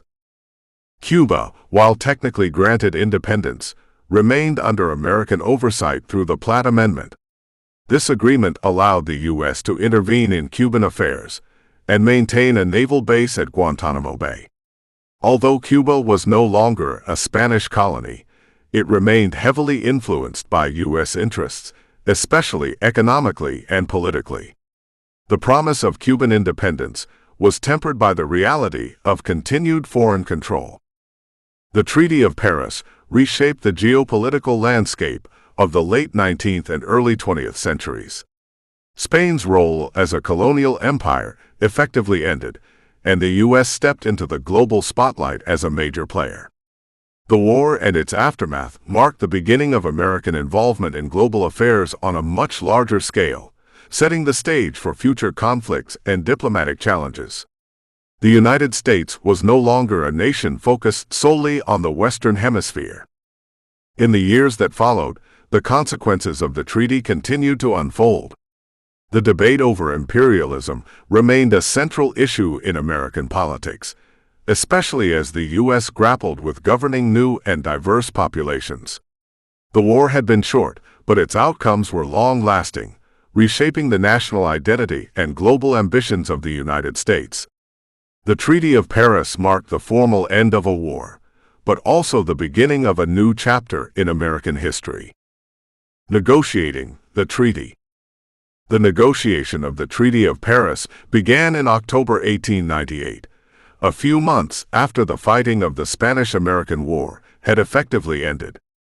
American and Spanish representatives met in Paris to settle the terms of peace and decide the fate of Spain's remaining colonies. The U.S. delegation was led by William R. Day, a former Secretary of State, while the Spanish delegation included Eugenio Montero Rios. Both sides entered the talks with very different goals, making the negotiations difficult and tense from the start. One of the main points of contention was the fate of the Philippines. Spain hoped to retain some influence or control, while the United States was determined to annex the entire archipelago. American public opinion had begun shifting toward full acquisition, spurred by military success and a desire to expand influence in Asia. After heated discussions, Spain agreed to cede the Philippines to the U.S. in exchange for a payment of $20 million. This financial component was included to soften the blow of territorial loss and help Spain recover from the war's economic toll. Cuba was another key issue during the talks. Although the U.S. had promised Cuban independence, Spain insisted on formal terms for giving up the island. The American delegation ensured that Spain relinquished all claim to Cuba, though Cuba would remain under U.S. military occupation until a stable government was established. The outcome reflected American intentions to shape the future of Cuba, while technically honoring its promise of independence. This arrangement would later result in U.S. oversight through measures like the Platt Amendment. The negotiations also covered Spain's other remaining colonies. Puerto Rico and Guam were handed over to the United States without much resistance, as Spain recognized it had no ability to maintain control over these distant territories. For the U.S., acquiring these islands fit into a larger strategy of building a naval presence across the globe.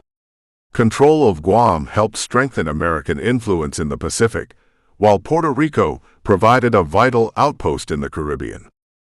During the talks, Spanish negotiators tried to protect their national pride and seek favorable terms despite their military defeat. They pushed for compensation and attempted to retain some cultural and religious influence in the former colonies. However, with little leverage and growing internal pressure to end the conflict, Spain ultimately conceded to most American demands. The United States, for its part, was firm in its stance and dictated many of the final terms. By early December, both delegations had finalized the treaty, and it was signed on December 10, 1898. The signing marked the formal end of hostilities and established new borders and relationships that would shape the early 20th century. Though the treaty still had to be ratified by the U.S. Senate, it represented a significant diplomatic victory for the United States. Spain, meanwhile, was left to rebuild its national identity after the collapse of its colonial empire. The negotiations in Paris laid the foundation for the United States' new role as a global power. The treaty transformed the country from a continental power to an imperial one, with far-reaching consequences. As the U.S. took control of overseas territories, it also took on new responsibilities and challenges. The discussions and decisions made during the treaty talks would shape American foreign policy and set a precedent for future interventions around the world. Territorial gains and the end of Spanish rule. The Treaty of Paris brought with it significant territorial gains for the United States and marked the final collapse of the Spanish Empire. Through the treaty, Spain relinquished its claim to Cuba and ceded the Philippines, Puerto Rico, and Guam to the United States. These new acquisitions signaled a dramatic expansion of American power beyond the continent. The United States, once focused largely on domestic issues, now found itself in possession of strategic holdings in both the Caribbean and the Pacific. The end of Spanish rule in these territories was swift and irreversible. Spain, weakened by internal problems and military defeats, could no longer maintain its colonial presence. The once vast Spanish Empire had dwindled to a few scattered possessions in Africa. For the people in former Spanish colonies, the transition brought both hope and uncertainty. Some welcomed the end of Spanish rule, while others were skeptical of American intentions. In Cuba, the removal of Spanish control was seen by many as a step toward long-sought independence. However, American military occupation continued for several years, raising concerns about true self-governance. The United States promised to support a free and independent Cuba, but maintained significant influence through economic and political oversight. The Platt Amendment later formalized this relationship, limiting Cuban sovereignty despite the promise of liberation. Cuban nationalists found themselves trading one foreign influence for another. Puerto Rico was quickly incorporated into the American system as an unincorporated territory. The Foraker Act of 1900 established civil government on the island, and later, Puerto Ricans were granted U.S. citizenship through the Jones Act of 1917. However, full political rights and representation were not extended, leaving the island in a gray area of American governance. While infrastructure and education improved under U.S. rule, many Puerto Ricans questioned their lack of full autonomy. In the Pacific, the Philippines presented a more complex challenge. After the U.S. took control, Filipino resistance turned into a full-blown war for independence. The Philippine-American War was brutal and costly for both sides, revealing the harsh realities of imperialism. Many Filipinos who had hoped for liberation after Spanish rule were disillusioned by the continued foreign domination. The conflict highlighted the contradictions between America's democratic ideals and its imperial ambitions. Guam, though smaller and less populated, became an important naval station for the United States. Its strategic location in the Pacific allowed the U.S. to strengthen its presence in Asia and protect its new interests in the region. Guam was placed under U.S. Navy administration and served primarily military purposes. The local population experienced changes in administration and daily life, though they had limited input in political matters. The territorial gains from the war fundamentally changed the United States' role on the world stage. No longer confined to the North American mainland, the U.S. had established a global footprint. The fall of Spanish rule made room for American influence, but it also brought complex new responsibilities. As the U.S. navigated its new status, questions about empire, liberty, and global power became central to its identity and policies in the 20th century. The debate over imperialism. After the Spanish-American War, the United States found itself in possession of overseas territories, sparking a heated national debate over imperialism. Supporters of expansion saw the war as a gateway to global influence and economic opportunity. They believed the U.S. had a duty to spread its values, modernize underdeveloped regions, and compete with European powers. Many viewed imperialism as a natural and necessary step in America's growth. These arguments helped shape a new vision of the U.S. as a world power. On the other hand, a strong anti-imperialist movement emerged, arguing that acquiring colonies contradicted the nation's founding principles. Critics claimed that governing other peoples without their consent violated the ideals of democracy and self-determination. Organizations like the American Anti-Imperialist League formed to challenge U.S. expansionism. Prominent figures such as Mark Twain and Andrew Carnegie spoke out against the annexation of the Philippines. Their concerns reflected a deep discomfort with the moral and political implications of empire. The annexation of the Philippines became the central issue in the imperialism debate. Proponents argued that Filipinos were not ready for self-government, and that the U.S. had a responsibility to guide them. Opponents countered that the Filipinos had already begun forming their own republic and deserved the chance to govern independently. The resulting Philippine-American War only intensified the disagreement. As American forces fought Filipino resistance, the costs and brutality of imperialism became more visible. Imperialists also emphasized the economic benefits of new markets and resources. They saw colonies as key to maintaining prosperity and preventing economic stagnation. Business leaders and politicians pushed for access to Asian markets through control of the Philippines. For them, imperialism was not just about ideology, but also about securing future profits and global trade routes. The promise of wealth and strategic advantage helped gain support among influential sectors of society. Anti-imperialists feared entanglement in foreign conflicts and the erosion of domestic values. They warned that empire would lead to military overreach and unnecessary wars. Some worried about the racial implications of ruling over non-white populations and how it would affect American society. The debate revealed divisions not only in policy, but in national identity. Would the United States remain a republic focused on liberty, or become an empire driven by power? The issue also played a major role in the 1900 presidential election.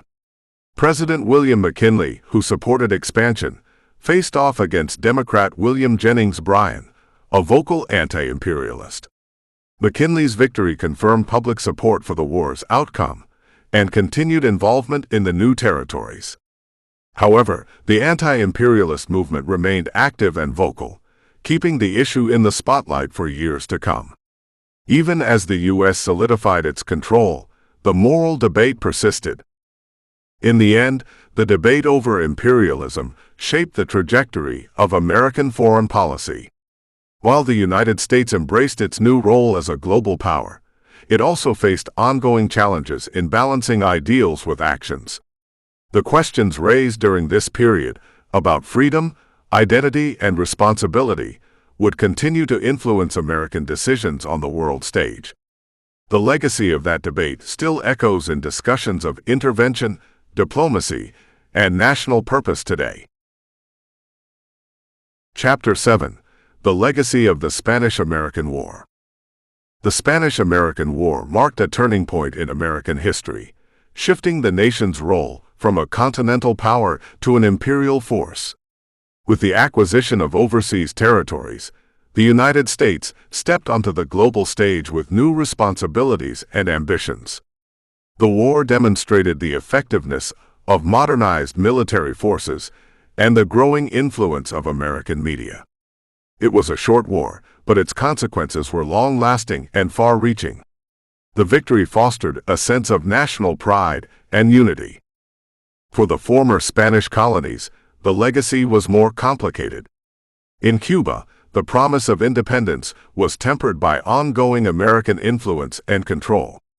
The U.S. military occupied the island until a stable government was formed, and even after, American involvement remained strong. Puerto Rico and Guam became U.S. territories, setting precedents for how America would govern its new possessions. Each region faced its own unique path under American rule. The Philippines experienced the most intense aftermath, as U.S. control sparked a violent and costly resistance. The Philippine-American War lasted longer than the conflict with Spain and resulted in significant casualties. It revealed the contradictions of American expansionism, as a country born from revolution now found itself suppressing another. The conflict shaped Filipino-American relations for decades. It also raised difficult questions about the meaning of freedom and democracy. At home, the war accelerated debates over America's role in the world. The rise of imperialism clashed with the values of many citizens who believed in self-determination and limited foreign involvement. Political leaders, writers, and activists continued to argue about the direction the nation should take. The experience also spurred interest in foreign affairs, shaping the future of American diplomacy. Citizens began to look outward in ways they had not before. Militarily, the Spanish-American War highlighted the importance of a strong navy and coordinated strategy. The successes in Manila Bay and Santiago emphasized the value of sea power. As a result, the U.S. continued to invest in naval expansion, leading to a more assertive global presence. Military reforms followed, improving logistics, training, and command. These changes laid the foundation for future American dominance in global conflicts. Culturally, the war influenced American identity and ideals. It sparked new ideas about national destiny and international responsibility. The press played a major role in shaping public opinion, further linking journalism to policy decisions. Americans began to view their country as a force for global change, for better or worse. This mindset would influence foreign policy throughout the 20th century. In the decades that followed, the legacy of the Spanish-American War could be seen in the growth of American power and presence abroad. It set the stage for future conflicts, alliances, and interventions. The war also sparked ongoing conversations about empire, liberty, and responsibility that continue to shape the United States. Its brief battles left a deep imprint on history. The Spanish-American War was more than a military victory. It was a defining moment in America's evolution into a world power. The emergence of the United States as a world power. The end of the Spanish-American War marked the beginning of a new chapter in American history, as the United States emerged as a recognized global power. With its victory and acquisition of overseas territories, the nation gained strategic positions that allowed it to project influence across the Pacific and the Caribbean. The possession of the Philippines, Guam, and Puerto Rico expanded America's military reach and economic interests. These changes signaled a dramatic shift from a policy of isolation to one of active involvement in world affairs. The U.S. was no longer seen as just a continental nation, but as a competitor in global politics. Economic growth played a crucial role in supporting America's rise. Industrial expansion had created surplus goods that needed new markets, and overseas territories provided both consumers and resources. The control of shipping lanes and access to ports enhanced trade routes, especially in Asia. Business leaders and politicians saw imperialism as a way to secure economic prosperity. With new territories, the U.S. also gained opportunities for investment and development abroad. Militarily, the war emphasized the need for strong naval power, leading to further investment in the U.S. Navy. The victories at Manila Bay and Santiago showed that sea power was critical to securing victories and protecting American interests. The expansion of the Navy continued after the war, ensuring that the U.S. could defend its territories and project strength around the globe. Naval bases in new territories supported these ambitions. A modernized and mobile fleet became a key symbol of American power. Politically, the victory gave the United States greater influence in international negotiations and global diplomacy. The war demonstrated the effectiveness of American military and political coordination. As a result, foreign nations began to take the U.S. more seriously in matters of foreign policy. The country began participating in more global discussions and treaties. This new visibility changed how both allies and rivals interacted with the U.S. Domestically, the new role of the U.S. as a world power sparked debates about the country's direction and responsibilities. Some embraced the idea of a growing empire, while others feared the consequences of overseas entanglements. The government faced new challenges in managing its territories and balancing democratic values with imperial authority. These internal debates shaped future policies. The U.S. had to define its identity as both a republic and an emerging imperial force. Culturally, the emergence as a world power influenced how Americans viewed themselves and their place in the world. There was a growing sense of national pride and mission. The idea of American exceptionalism gained ground, encouraging the belief that the U.S. had a unique role in shaping global progress. Media, education, and popular culture reflected this shift in identity. This period laid the groundwork for America's 20th century influence. The legacy of the Spanish-American War and the emergence of the United States as a world power set the tone for the nation's future on the global stage. From increased military involvement to broader economic interests, the United States had entered a new era. Its actions in the years that followed would be shaped by the foundations laid during this conflict. The world began to view the U.S. not just as a rising nation, but as a key player in international affairs. The transformation was clear and enduring.